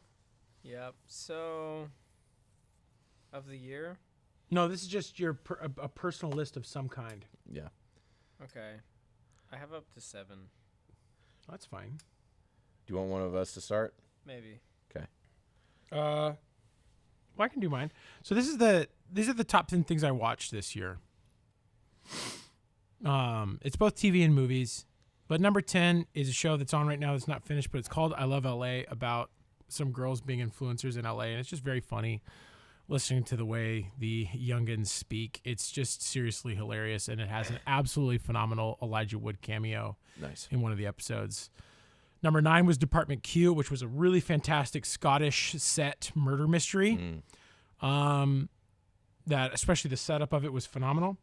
Number 8 was Task, which was another kind of murder, but not really a mystery show set in rural Pennsylvania. And just the amount of heart and the depth of character depiction in it. It was starring Mark Ruffalo, was the lead. But it was seriously just fantastic. Number 7 was Taskmaster season 19 and 20, which both were released this year. Taskmaster is one of my favorite things to watch. It's been that way for years. Helped me and my wife get through the pandemic, rewatching all the seasons that had come out, but we've kept up with it since. We can't recommend Taskmaster enough. It's a British game show where they basically have comedians and TV personalities come on to do inane tasks as a competition for time, but it's stuff like hit the golf ball on the green while only standing on one leg, but it's just fantastic. The banter's amazing, and I it's all available on YouTube for free. I seriously can't recommend it enough. Number 6 is Pluribus on Apple TV, starring Rhea Seehorn, and it's the new show from Breaking Bad Vince creator Gilligan. Vince Gilligan. It's one of the best crafted shows I've seen. He's like the master TV maker. It's got an amazing sci-fi premise, which I won't say too much about in case people haven't watched it, because it is best to go in blind, but it's absolutely fantastic. Number 5 is The Chair Company, which was on HBO Max, starring Tim Robbins. Tim Robinson. And the funniest show, the weirdest show.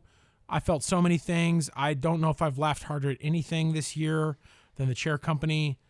But it's also like not just a comedy, it's more than that.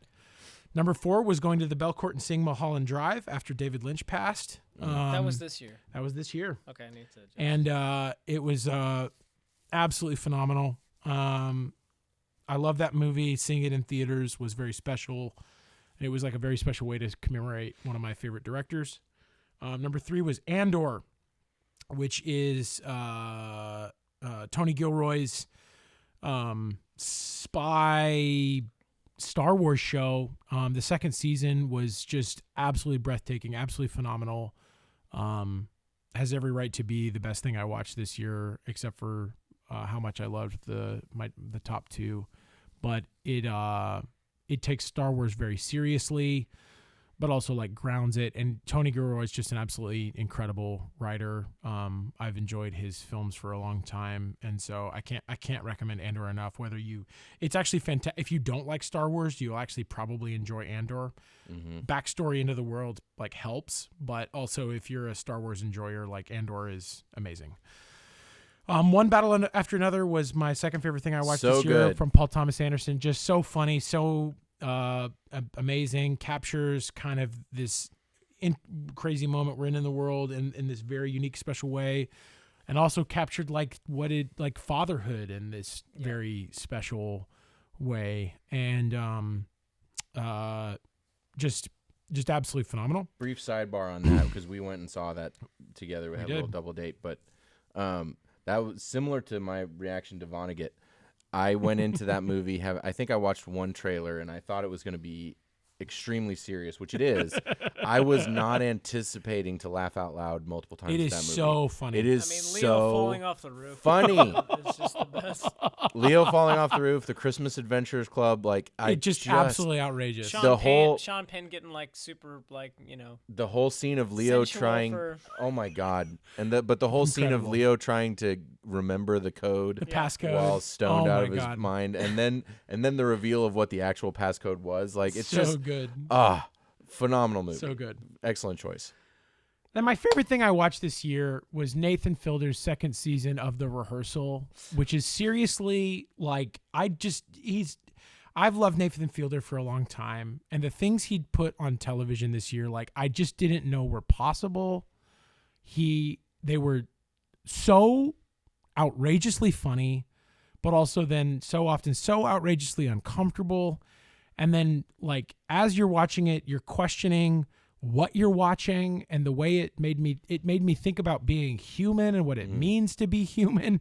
I know, which I feel like kind of silly saying, but it's like genuinely seriously profound, and special. And I really feel like, especially this latest season, like dove into like this other category. But also I will say, and like I know people say like, and I think there's a lot of artistry in that, but I genuinely think Fielder is making like art in a way that few people in the world are. And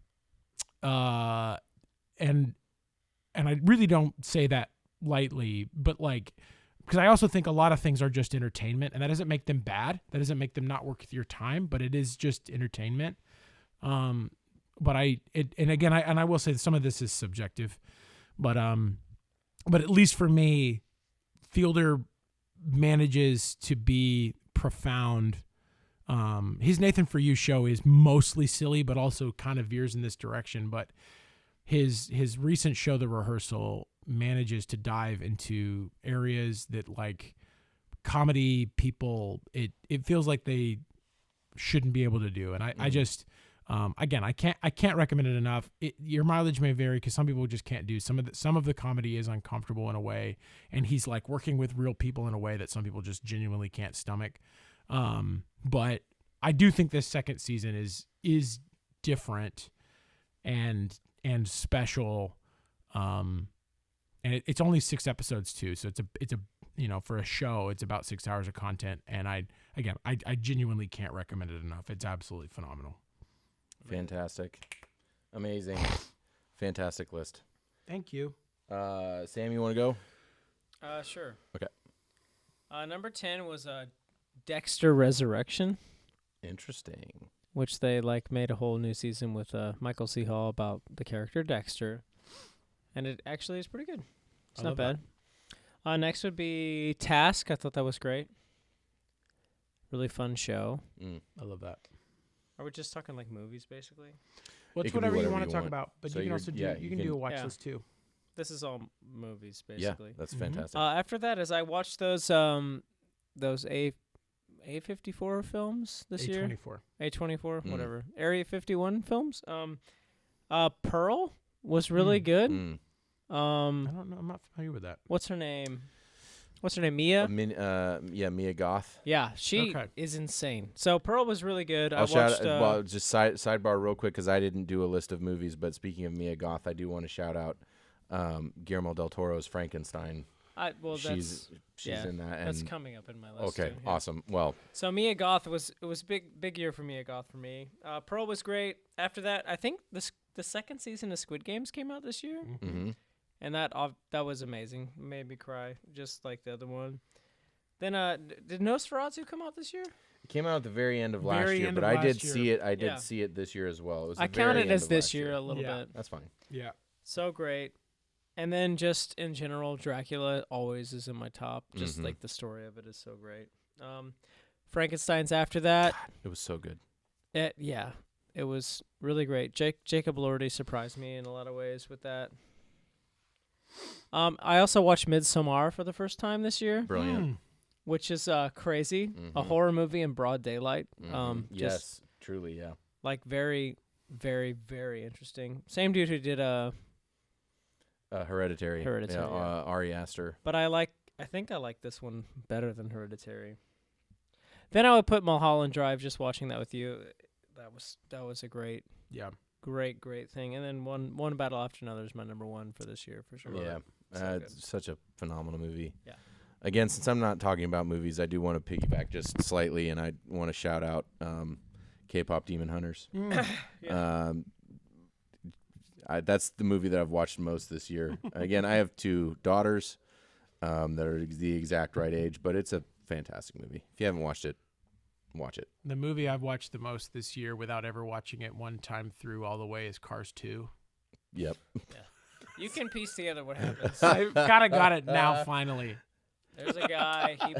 There's a For guy. some He reason, pulls there's a like a fast one. spy, and there's like a whole fake oil thing. Yeah, Yeah. it's crazy. Amazing. It's great. It's like Um, political in a way. It is kind of. We'll shift gears here a little bit, and I'm going to No pun continue intended. what I did last year. My list is my favorite metal albums from this year, and boy was I spoiled for choice. A lot of my very favorite bands released albums this year, so this was both Wonderful. an extremely easy and a very difficult list to put together. But coming in at number 10 is Dawn of the Iron Shadow by One of Nine, which is a Tolkien-themed black metal band. Tolkien-themed. There's a lot of Tolkien-themed metal. These guys are extremely committed to the bit and That's amazing. go deep. I believe, if I remember correctly, this album was based on Fingolfin versus the Balrog. Oh my god. And it's only this low on my Would that list be because Glorfindel versus the Balrog. Fingolfin no fought one, too. Fingolfin. Oh, no, my bad, my bad, yeah, okay. From reaching But back also, into the You're right about the into other the one, too. Silmarillion. But it's only this low on the list because I've listened to it the least. And then coming in at number 9, another atmospheric black metal album, Black Braid 3 by Black Braid. This is the third studio album by the one-man solo black metal project, Black Braid. It's a atmospheric black metal, but instead of being kind of Northern European themed, it's a Native American project. And so there's a lot of interludes and the more folk elements that get added in frequently to that genre are of a more Native American spin. And Sagagasawa, the head of this project, just keeps going from strength to strength. I've been following each of his releases as they come out, and it's just every album gets better. It's phenomenal. Number 8 is the self-titled album by Rivers of Nile, a progressive death metal band. I loved this album from start to finish. It's the first album with the new lead singer whose name I'm forgetting, but he does a phenomenal job with his cleans and with his growls. And the saxophone is back. Can't be Rivers of Nile without the saxophone. And they also had banjo thrown in there too. So progressive death metal album with sax and banjo. Interesting. Not going to get that anywhere else except with Rivers of Nile. And number 7, Lachrymose Monuments of Obscuration by Hooded Menace, our first extremely death metal album name.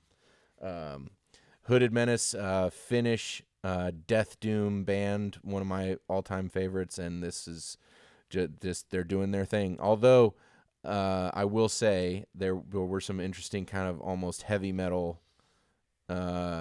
aspects to this album as far as some of the riffs and tone, but still with that Hooded Menace slow doom element to the death doom as well. Love Hooded Menace. One of the best bands coming out of Finland, which is saying something. Coming in at number 6, Hell Dorado by Spirit World. This is their third album. I did not enjoy this as much as their last album, Death Western, but that was an almost impossible standard to live up to. Death Western is one of my favorite albums of all time. This is still very good. Spirit World is a crossover thrash band. Which for the uninitiated, crossover is the kind of combination of thrash metal with hardcore punk, and not like early 2000s screamo hardcore, like 80s and 90s New York hardcore. So a huge hardcore punk influence, and Spirit World with their signature kind of Western take on that. Again, I didn't love it quite as much as their last one, but it still is phenomenal. Number 5 for me is Verbius Unitas by 1914, one of the first extreme metal bands that I got into. They're a Ukrainian band, and entirely World War I themed. So that was what attracted me to them in the first place. But they base all of their albums off of like letters and firsthand accounts of the war, similarly to Kanonenfieber, the German band that I mentioned last year. This time, this whole album is based on the Italian section of the war, I believe. So, but it's absolutely phenomenal. They're a death doom band as well, or blackened death, depending on what song you're listening to. Yeah. Absolutely brutal, as music about World War I should be. Number 4, Amidst the Ruins by Sayor, another atmospheric black metal album, but this time of the Scottish persuasion. This is one of the most epic albums. I mean, Sayor is one of the most epic atmospheric black metal bands out there, and this may be my favorite album of theirs. It's another solo project. Absolutely phenomenal. There are some bagpipes, I believe, in it, but even without those, it feels very Scottish. If you can imagine that. Number 3, Death Above Life by Orbit Culture, the Swedish mellow death Goliaths. The Orbit Culture has swiftly become one of my favorite metal bands, and they're absolutely the most epic sounding band that I think that's out there. There's just something about the way that they write their music and the way that the vocals are sung. It just is epic.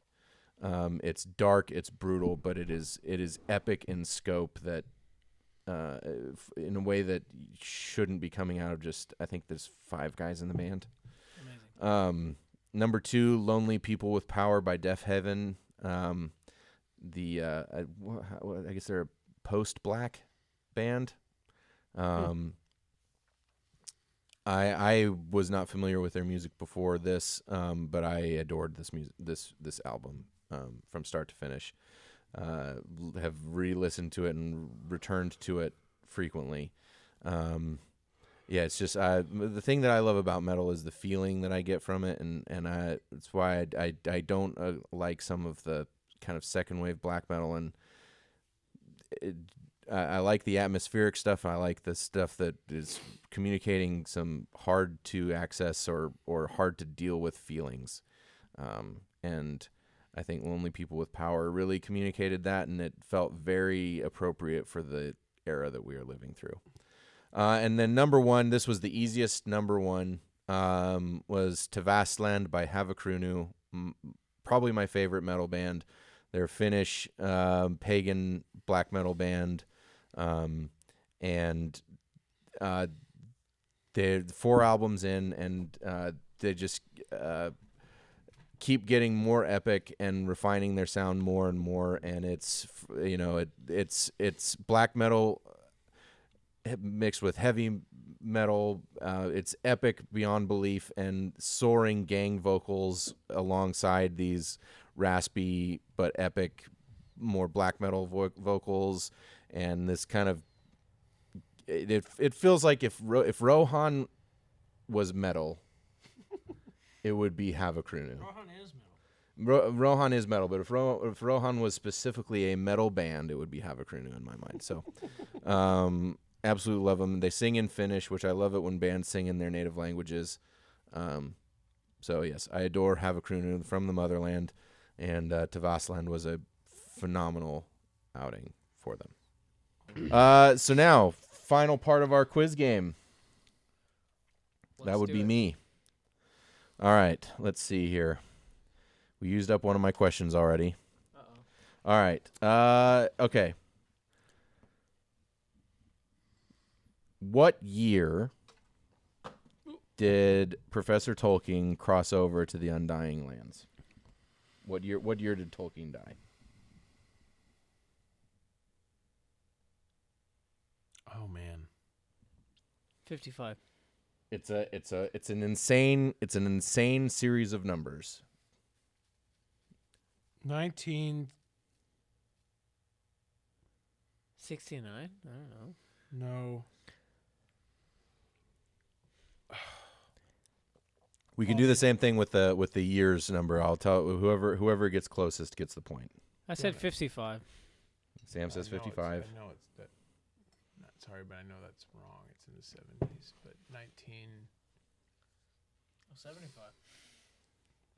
I can't re-guess.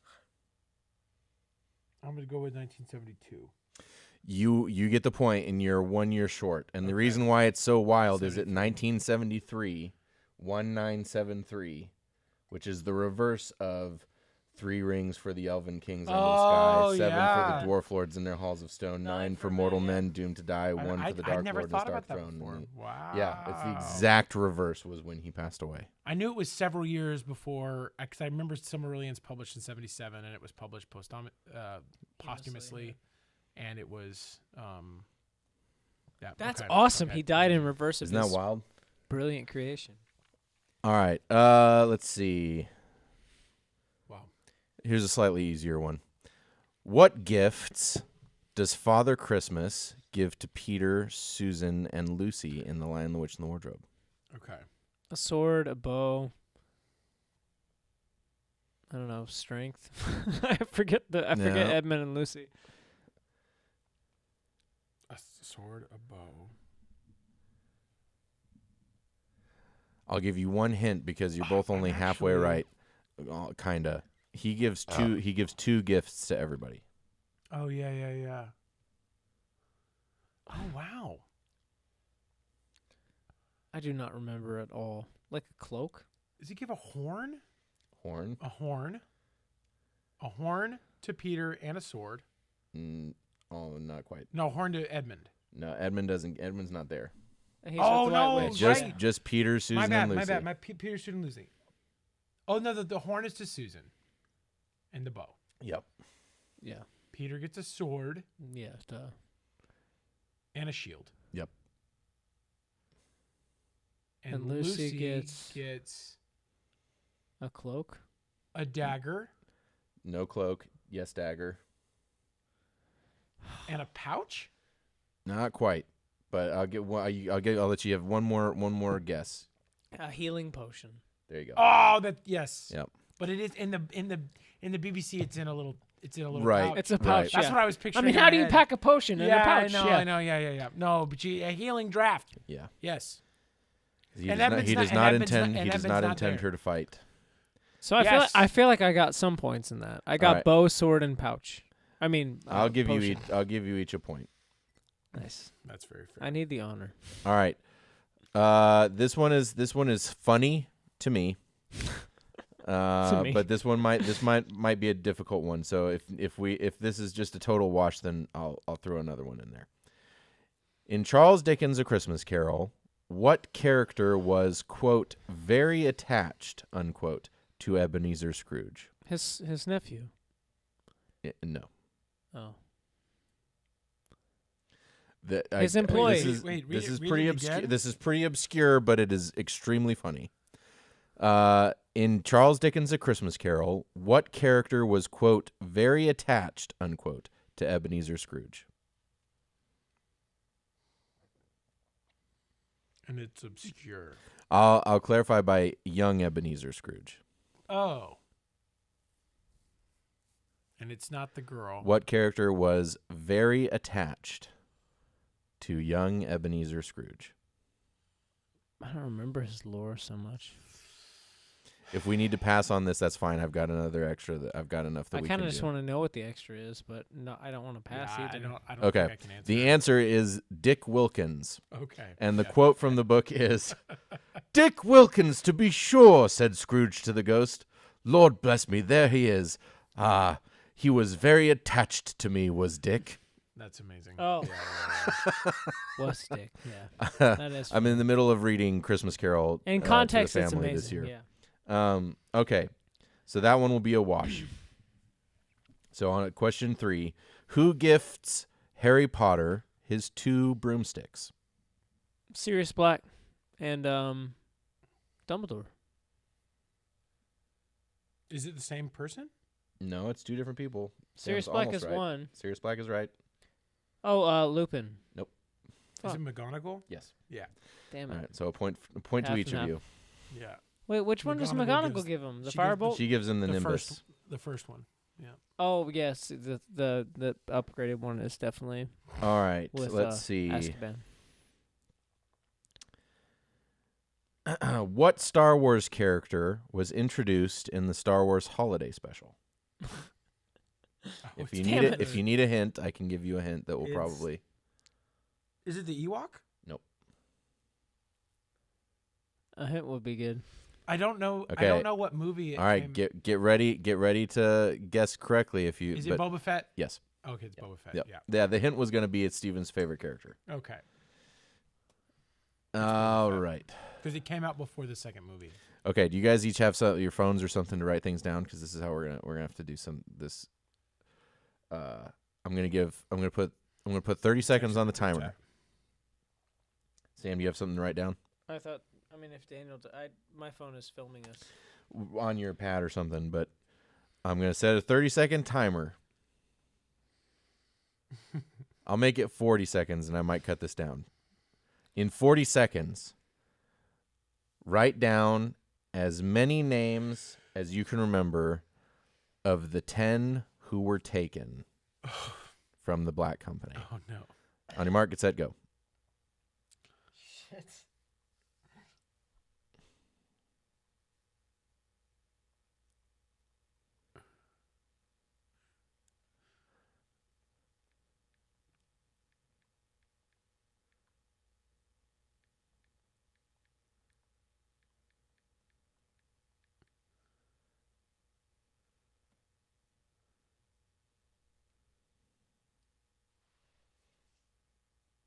Ten seconds.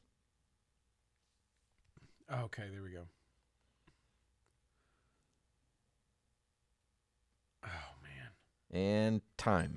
I think I actually got one. All right, Daniel, what are your names? This was all working to getting the one I got, but I wrote Bleeker. It's an amalgamation of like Bleeker, Sneaker, Blinker, sneaker, tractor, and then I wrote Gimp. But then Limper, which is real. Limper is correct. Limper is All right, real. so there's one for Daniel. I was getting there. I was like, oh man. Sam, Lady and Soulcatcher. you also only got one. Because Lady is not one of the 10 who were taken. Is that the only one you got? Soulcatcher, yeah. All right, I so was you thinking each got of Soulcatcher, I one. couldn't think of her name. Well, there's Bone Masher. So- too. Shapeshifter, Soulcatcher, The Limper, Stormbringer, Howler, The Hanged Man, Nightcrawler, Moonbiter, Bone Gnasher, and The Faceless Man. So I knew it was a lot of ers, but then I was Limper, Skimper, Dimper, Bleaker. Bleaker, Shrieker. All right. It's a wash again. Oh, Peeker, Crap. Sneaker. All right, it looks like tallying up our winnings here. Daniel has won our quiz game with 1, 2, 3, 4, 5, 6, 7, 8 correct answers. Wow. Sam got 1, 2, 3, 4, 5, 6, and I got 5. Wow. I mean, Bleaker for the win, though. Bleaker. Oh my gosh. That was my favorite character. Thank you. Oh my goodness. Thank you to my family. I'm so proud. You I wouldn't All have right, been play there. him off. Play him off now. All right. So now it is time. It is time for our annual update of our top 10 sci-fi fantasy books and series. Now, I will say this was like pulling teeth for me this year. I tried to convince the fellas to make this a top 15, but they wisely, with how long the rest of this episode is already gone, said no. So, let's start off with some honorable mentions. Sam, do you have any honorable mentions for your top 10? I don't either. Okay. There are things just that go are top worth 10. mentioning, but I don't. Okay, I have some honorable Go ahead. mentions because I couldn't do top to 15. The Book of Nights by Eve Maynard, an absolutely stunning standalone fantasy book that it is criminal that it is not more well known. It was a major inspiration for Wizard Knight to the point where The Night by Gene Wolfe is dedicated to Eve Maynard. We will definitely be reading it as a group and discussing it in the future because it is a book that people need to know about. Then the Redwall series by Brian Jakes. It's on the mind for me. I mean, we all read it growing up. I have read through many of the books, some of them multiple times with my kids, and it's just such a joy. It's such a phenomenal series. The Pendragon Cycle by Stephen R. Lawhead, now a TV series.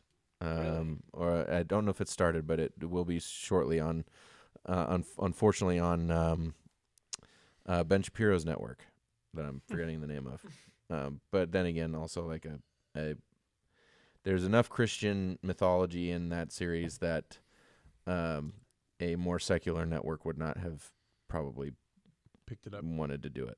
So hopefully it's going to be good. I'm not holding my breath. But yeah, it's Arthurian series. It's the first Arthurian series that I ever read that put Arthur into a more historically accurate context, as in the post-Rome era. Yeah. And it's was a very formative series for me when I was a kid, and still to this day I love it. Then there is the Red Rising saga by Pierce Brown. I am currently starting the second part of this series, which is why I did not. I kind of gave myself a bit of an out for not putting it in my top 10. We'll see once I read and get caught up. I want to get caught up so that I can read Red God, the final book, when it comes out in 26. Space opera. It is one of the most epic things I've ever read. There are so many moments in the first 3 books where I want, you just fist pumping in the air, just some of the most epic shit I've ever read. And then also in Morningstar Book 3, I came as close as I've ever come to throwing a book across the room. And being so pissed off that I almost stopped reading and didn't pick it back up again. So hats off to Pierce Brown for that. But yes, absolutely brilliant space opera. And then this was so freaking painful, but into my honorable mentions and off the top 10, but would be number 11 if this was a top 15, is The Faithful and the Fallen by John Gwynne. And I've talked about this series ad nauseum on the show before. I love everything about it. The only thing that kicks it off of the top 10 for me is it is John Gwynne's first novels that he's ever read. So there are some technical issues that keep it from being literally perfect. But I adore the characters, the found family aspects, and the non-typical fantasy setting. Again, being kind of Rome versus Celts kind of situation in a fantasy setting was very cool. But mainly for me, it's the characters, it's the heart, and it's cool to read a heroic a modernly written heroic fantasy. That's a subgenre that's kind of fallen by the wayside and being subsumed by grimdark and romantasy, and epic fantasy too. But it's good to read a classic heroic fantasy. So those are my honorable mentions. Somebody start us off with the number 10. I'll go. My number 10, and just for this, as much as this is, my all-time list, it's also of the moment. And I did refer to my last year. There's only a couple changes, but number 10 is the same as last year, which is Robert Howard's Ancient Earth stories. So that's Cull, Conan, and Bran McMorn. Namely those. It's the foundation of modern fantasy. Modern fantasy doesn't exist without Robert Howard and the writing he did. There's nobody doing, I guess Lord Dunsany is like the other wing, I think maybe of that, of like weaving fairy tale into something that kind of continued on, but like it's Howard. And without that, it just whatever everything that happened after doesn't happen. Well, if you want to get like really basic, you could argue that grimdark fantasy is J.R.R. Tolkien plus Robert E. Howard. Sure. You combine Tolkien epic fantasy with Howard sword and sorcery, and you get grimdark. Yeah. And some comedy. For sure. Because Conan is funny. Conan is absolutely brilliant. Sam, number 10. So, mine's in no particular order, but I have to throw Ready Player One in there. Mm-hmm. It's so good and so fun and easy to read that, it's there for me. I love it. Excellent. Number 10 for me is Dungeon Crawler Carl by Matt Dinneman. If I had to pick a favorite of the series currently, it would be the Butcher's Masquerade, which is book 5. I'm not gonna go off on it again because I've already talked about it in this exact same episode. But refer back to my earlier discussion of Dungeon Crawler Carl. This is a series that I will be reading over and over again forever. I love it. My number 9, which we've number 9. Which we've talked a fair amount about this evening, is Latro. Yeah. And my favorite of the two was Soldier, and I think that stands up, even though,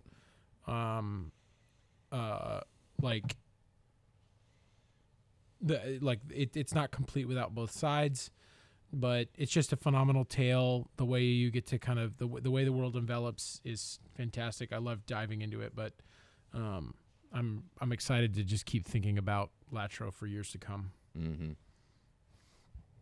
Sam, number 9 for you. Game of Thrones. Love it. Hell yeah. Has to be in the top 10.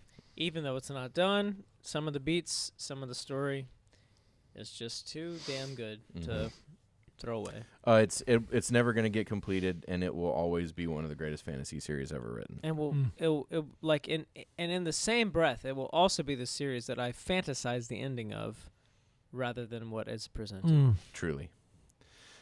Number 9 for me is Between Two Fires by Christopher Buehlman.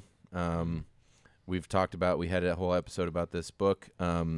Historical fantasy horror set in the Black Plague, a tale of redemption.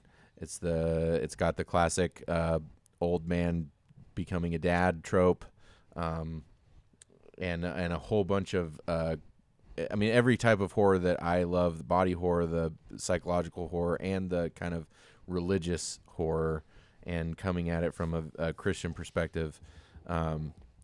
in that time period, in that area of the world is just absolutely phenomenal. It's what got me hooked on true horror literature in a modern sense, and it's phenomenally written, fantastic characters, and a great standalone. Again, a lot of these are series on my list, but this is a standalone book, and I cannot recommend it highly enough. Daniel, number 8. My number 8 is King Arthur, which is, I think, basically its placement last year, with me sort of lumping Mort to Arthur and Once and Future King into sort of one jumble. Yeah. For Once and Future, The Sword and the Stone, I think is my favorite. It's hard to say 100% because Ill-Made Night is so fantastic also. But Sword in the Stone is just so whimsical and fantastic. But then in Mort, The Hunt for the Grail, I don't know. It's so special that I just don't feel like it goes to places that I just don't feel exists in other works, and I loved it. Excellent. Sam, number 8. Mine would be.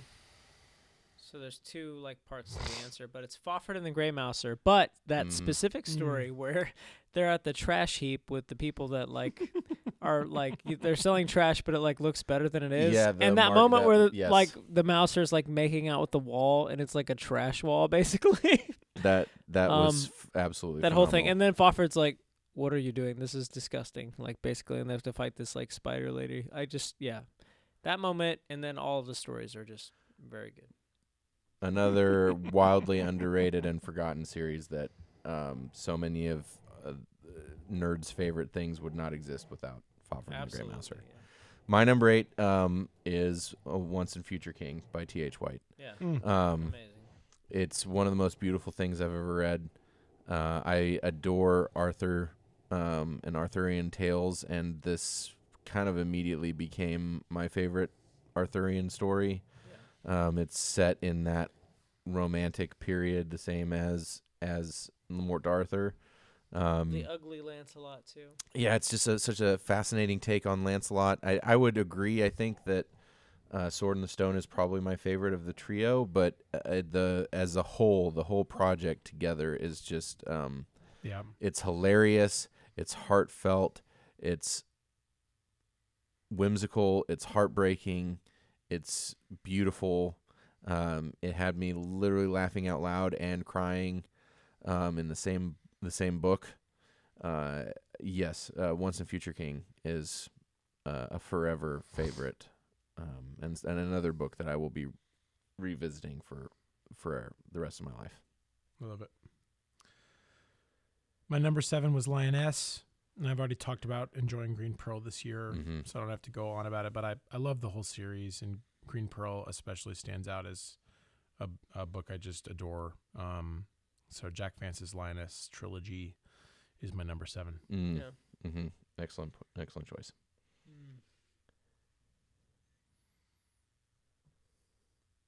Number 7 for you, Sam. I know, I'm thinking.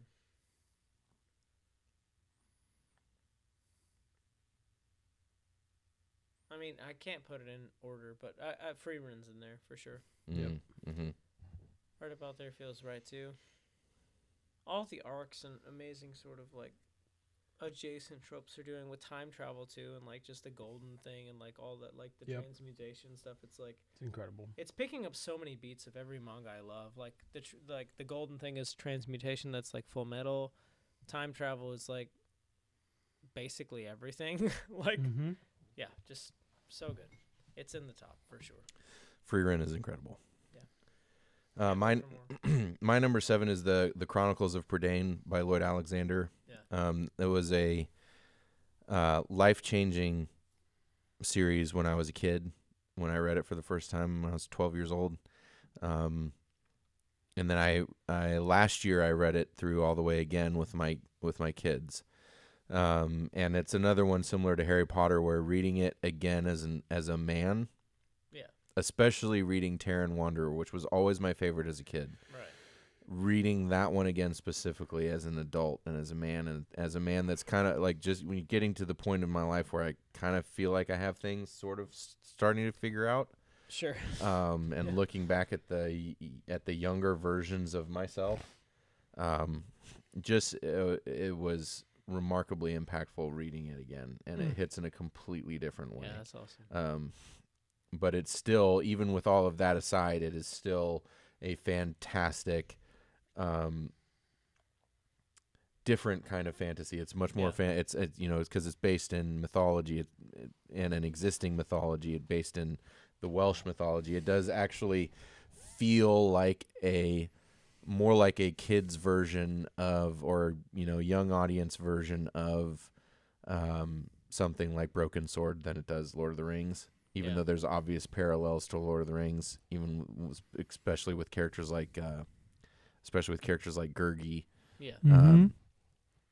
But also, if you've never read it, even as an adult, you should absolutely read it. Don't let it turn you off from it that it is written for a younger audience, because it absolutely holds up as an adult. Yeah. A lot of those do. They're disturbed in a certain way. Yeah. So that's my number 7. My number 6 is Berserk. And just absolutely can't say enough about how fantastic it is. I think generally speaking, the Golden Age arc is like what people highlight, but and I can't remember the official name of it, but the Shirky arc, and it's the deluxe book 9, where the witch and the magic of the world kind of gets woven into the story. It just went to another level for me, and that's also the introduction of the Berserk armor, where you're like taking everything that had happened already, which was just riveting. To that, I just was on the floor reading that. Mm-hmm. And then obviously, I actually haven't read the posthumous stuff that's available yet, but will soon. But excited to see how the story resolves. But yeah, that's where it resides for me. Mm-hmm. Next one. Yep, number 6. Broken Sword. Phenomenal. Always gonna make my top. It's so damn good. So standalone-ly, like, good. Like, just the elves and, like, how they all rebel and the ladies are so, like, sassy and stuff. Like, it's so good, dude. It's absolutely phenomenal. And the changeling thing, oh, my God.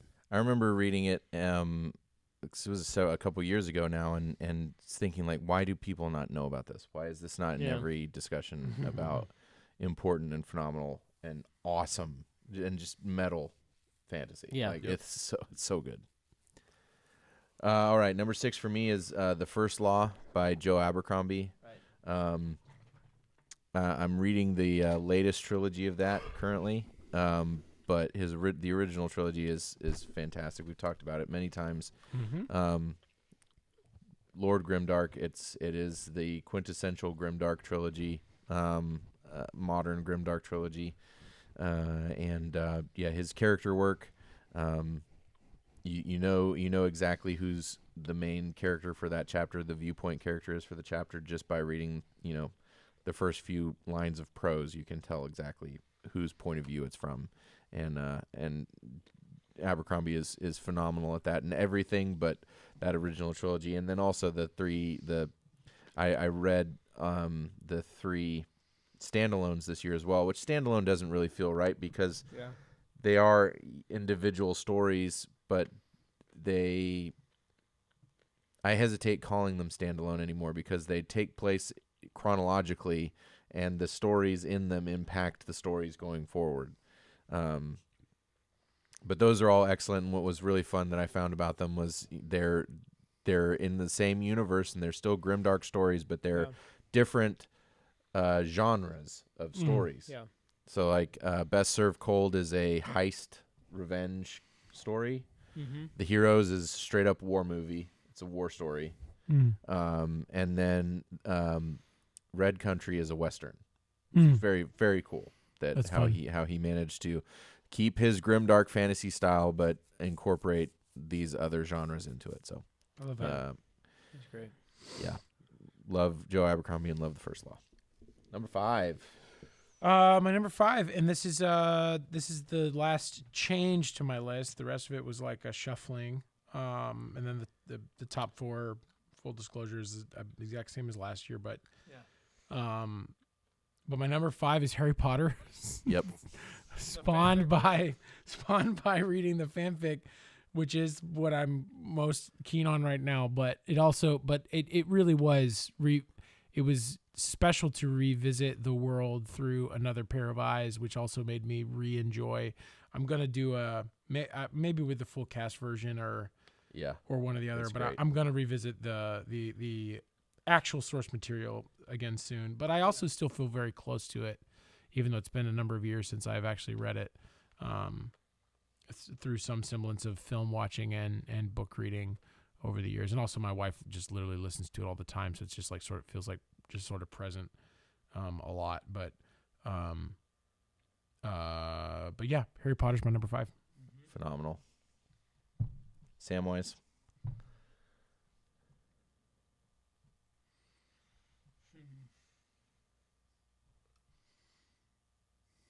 Series? Mm-hmm.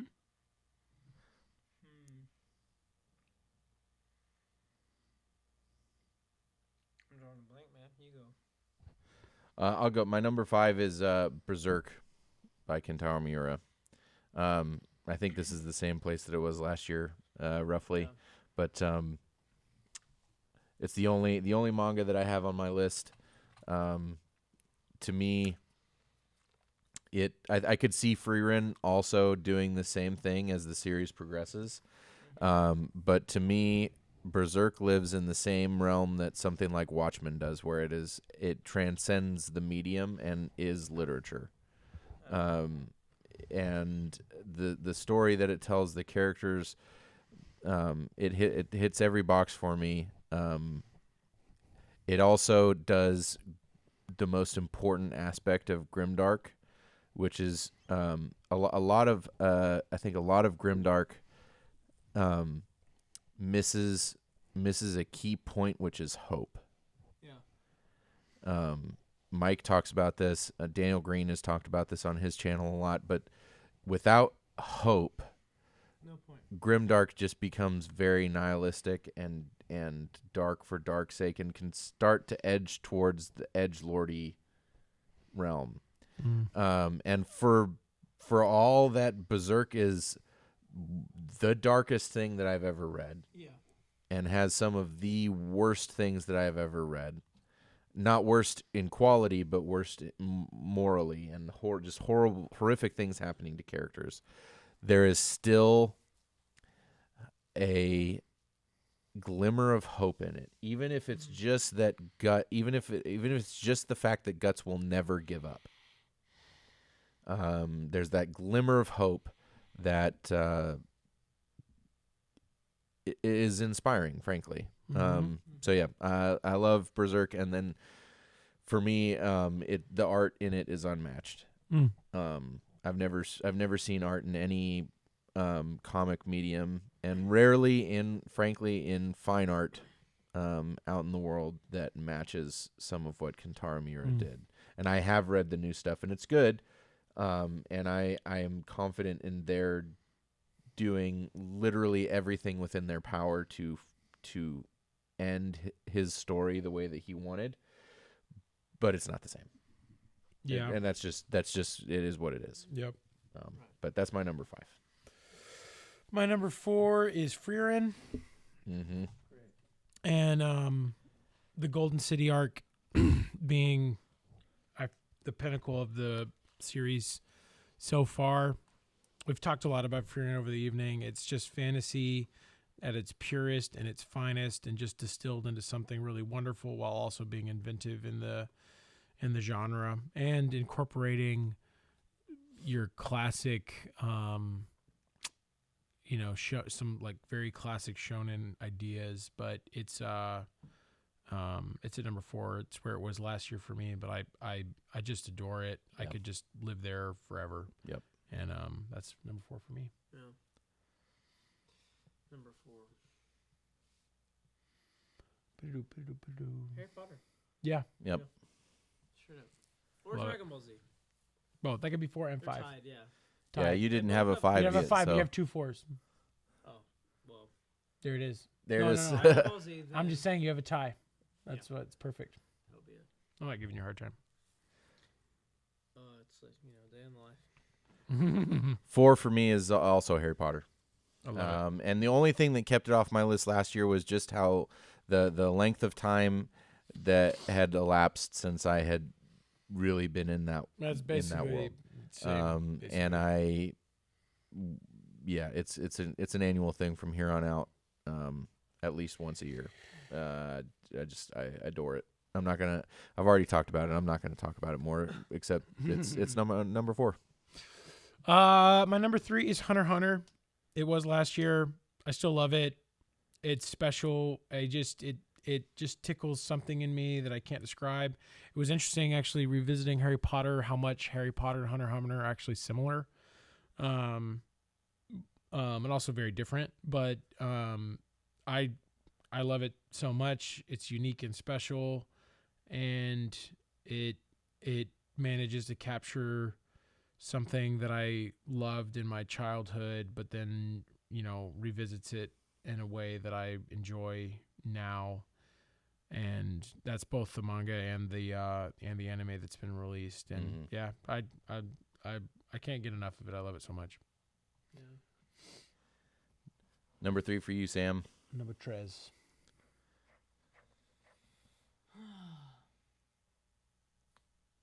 True Detective. Oof. Wow, I love it. Best series? I rewatch it every year. Yeah. Season 1. Although, that they're making a season 3. And who's it? Oh, there's someone. I thought they already did a season 3 You mean with season 5? Sorry, I mean a season with Woody Harrelson and Matthew McConaughey, and somebody else is in it too. really. Oh yeah. Interesting. I heard that. very thoroughly enjoyed the True Detective meets Elf memes Oh my god. this year. That's the show that I want. That's the sequel show that I want. I love it. All right, number 3 for me. My top 3 has not changed. So number 3 for me is Wizard Knight by Gene Wolfe. I spoke earlier about Stephen Wilson Jr. and his album Son of Dodd feeling so directly spoken to by that. The thing that I had felt like that previous was Wizard Knight. That felt like it was a book that was Made for you. written for me. And it is my favorite Gene Wolfe novel. It's 2 books, but it's one story, written as one story. And it's the thing that has captured my imagination and my heart the most. And it's another one that I'll revisit forever. Still working on my own personal theories about it. It's just a beautiful story. It's everything that I love about Arthurian knightly tales, mixed with a Norse mythology, which I also fucking love. And it's forever favorite. I love it.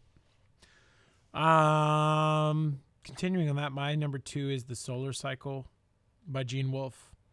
So his Book of the New Sun, Book of the Long Sun, and Earth of the New Sun. Yep, squeezed in as there. well as Book of the Short Sun. It's all truly one, not really one story, but one arc of storytelling that all fits together. So I feel comfortable putting it all together. In some ways, it feels like cheating. I do think the Earth of the New Sun, I think, is my favorite of all of those. Although the more I think about, sometimes when I think about Long Sun and Short Sun, though, there's things that are in those that are so special that it's, I don't know. It's kind of true across the board, but especially being able to bulk them all together, because actually having to choose between them would be really tough. But it is broad enough to where it's it's kind of like lumping Fantastic Beasts and Harry Potter in together because it's somewhat cheating in that regard. But I also feel like it fits. But I adore Wolf, and I think it's like it's his magnum opus in my opinion, and the like bulk of his work was done in this space. So that's my number 2.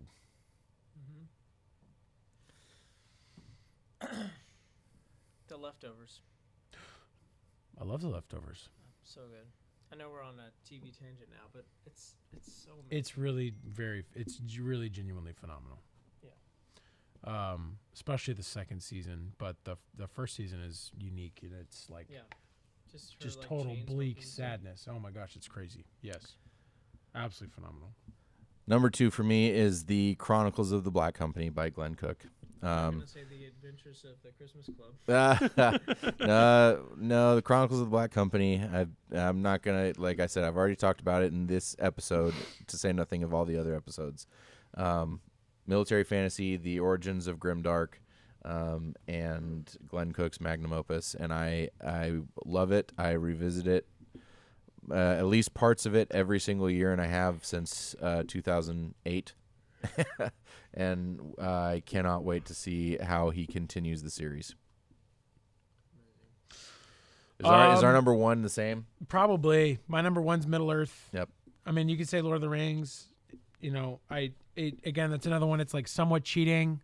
It's cheating. It's like, how can it not be? How can it not be? And obviously, Lord of the Rings is really one story, even though it was published in 3 parts. So, but if I did have if I had to pick favorites, I would still have to cheat and say 2. But I absolutely adore the Silmarillion, and it takes my imagination to places. And then on the other side, if you had to pick part of the Lord of the Rings, which was my favorite part of the published Lord of the Rings, for me it's Fellowship. But Lord of the Rings is my number 1 for sure. Yeah, it forever and ever and always. Course, Yeah. So excited. We're united. We are. I am a few days from starting listening to it again. Incredible. So I'm very. If you, dear pumped. listener, have not listened to the Andy Serkis Lord of the Rings, you absolutely must. It is phenomenal. All right. Well, that is, we are approaching the end of our second annual Christmas special. Thank you so much for joining us. Thank you for listening. Thank you for bearing with us with what has been a very challenging year. We look forward to more episodes, more discussions amongst ourselves, more discussions of more fun books, more discussions with our friends that we've been making throughout this podcast. 2026 is going to be a good year, boys. I can feel it. Amen. And to end here, as we did last year, we will finish with another reading from J.R.R. Tolkien's Letters from Father Christmas, which, if you are unfamiliar, these are letters that he wrote to his children as Father Christmas and Father Christmas's best friend, the polar bear. Cliff House, near the North Pole, December 21st, 1933.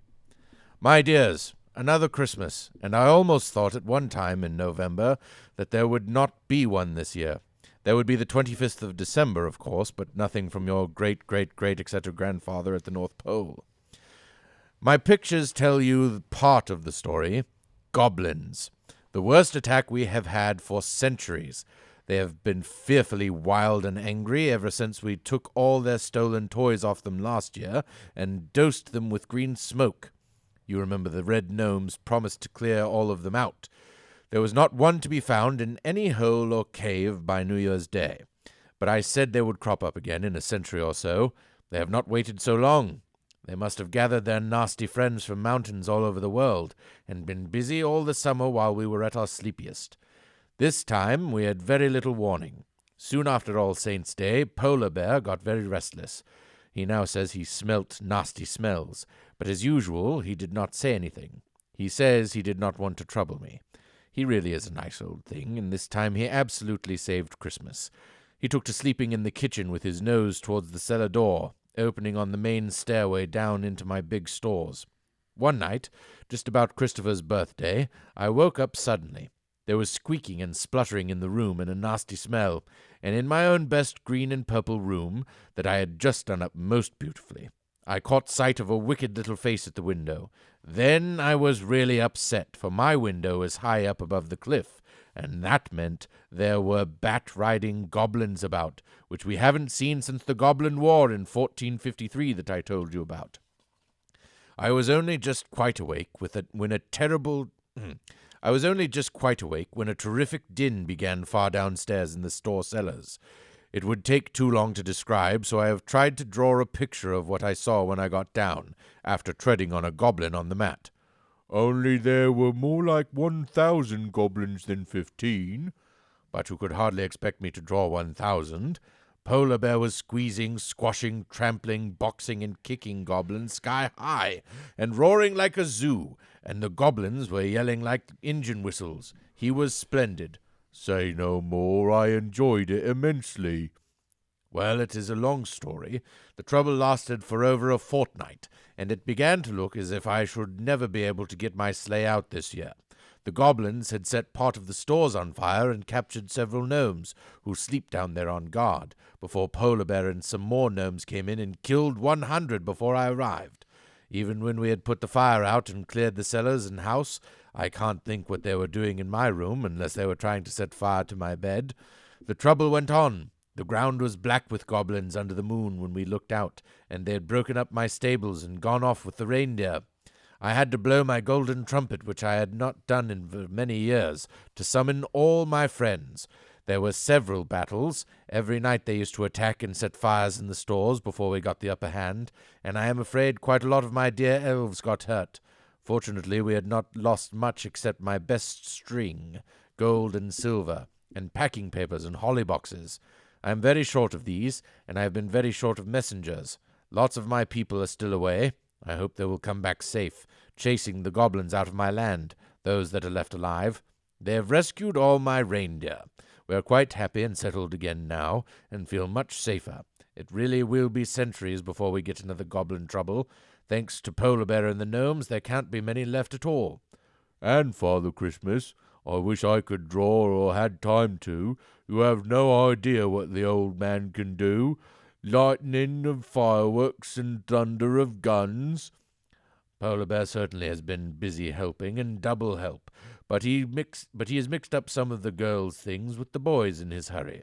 We hope we have got all sorted out, but if you hear of anyone getting a doll when they wanted an engine, you will know why. Actually, Polar Bear tells me I am wrong. We did lose a lot of railway stuff. Goblins always go for that, and what we got back was damaged and will have to be repainted. It will be a busy summer next year. Now, a Merry Christmas to you all once again. I hope you will all have a very happy time, and will find that I have taken notice of your letters and sent you what you wanted. I don't think my pictures are very good this year, though I took quite a time over them, at least 2 minutes. Polar Bear says I don't see that a lot of stars and pictures of goblins in your bedroom are so frightfully merry. Still, I hope you won't mind. It is rather good of old Polar Bear kicking, really. Anyway, I send lots of love. Yours ever and annually, Father Nicholas Christmas. Merry Christmas, everybody. We love y'all. Merry Christmas. See ya in 2026.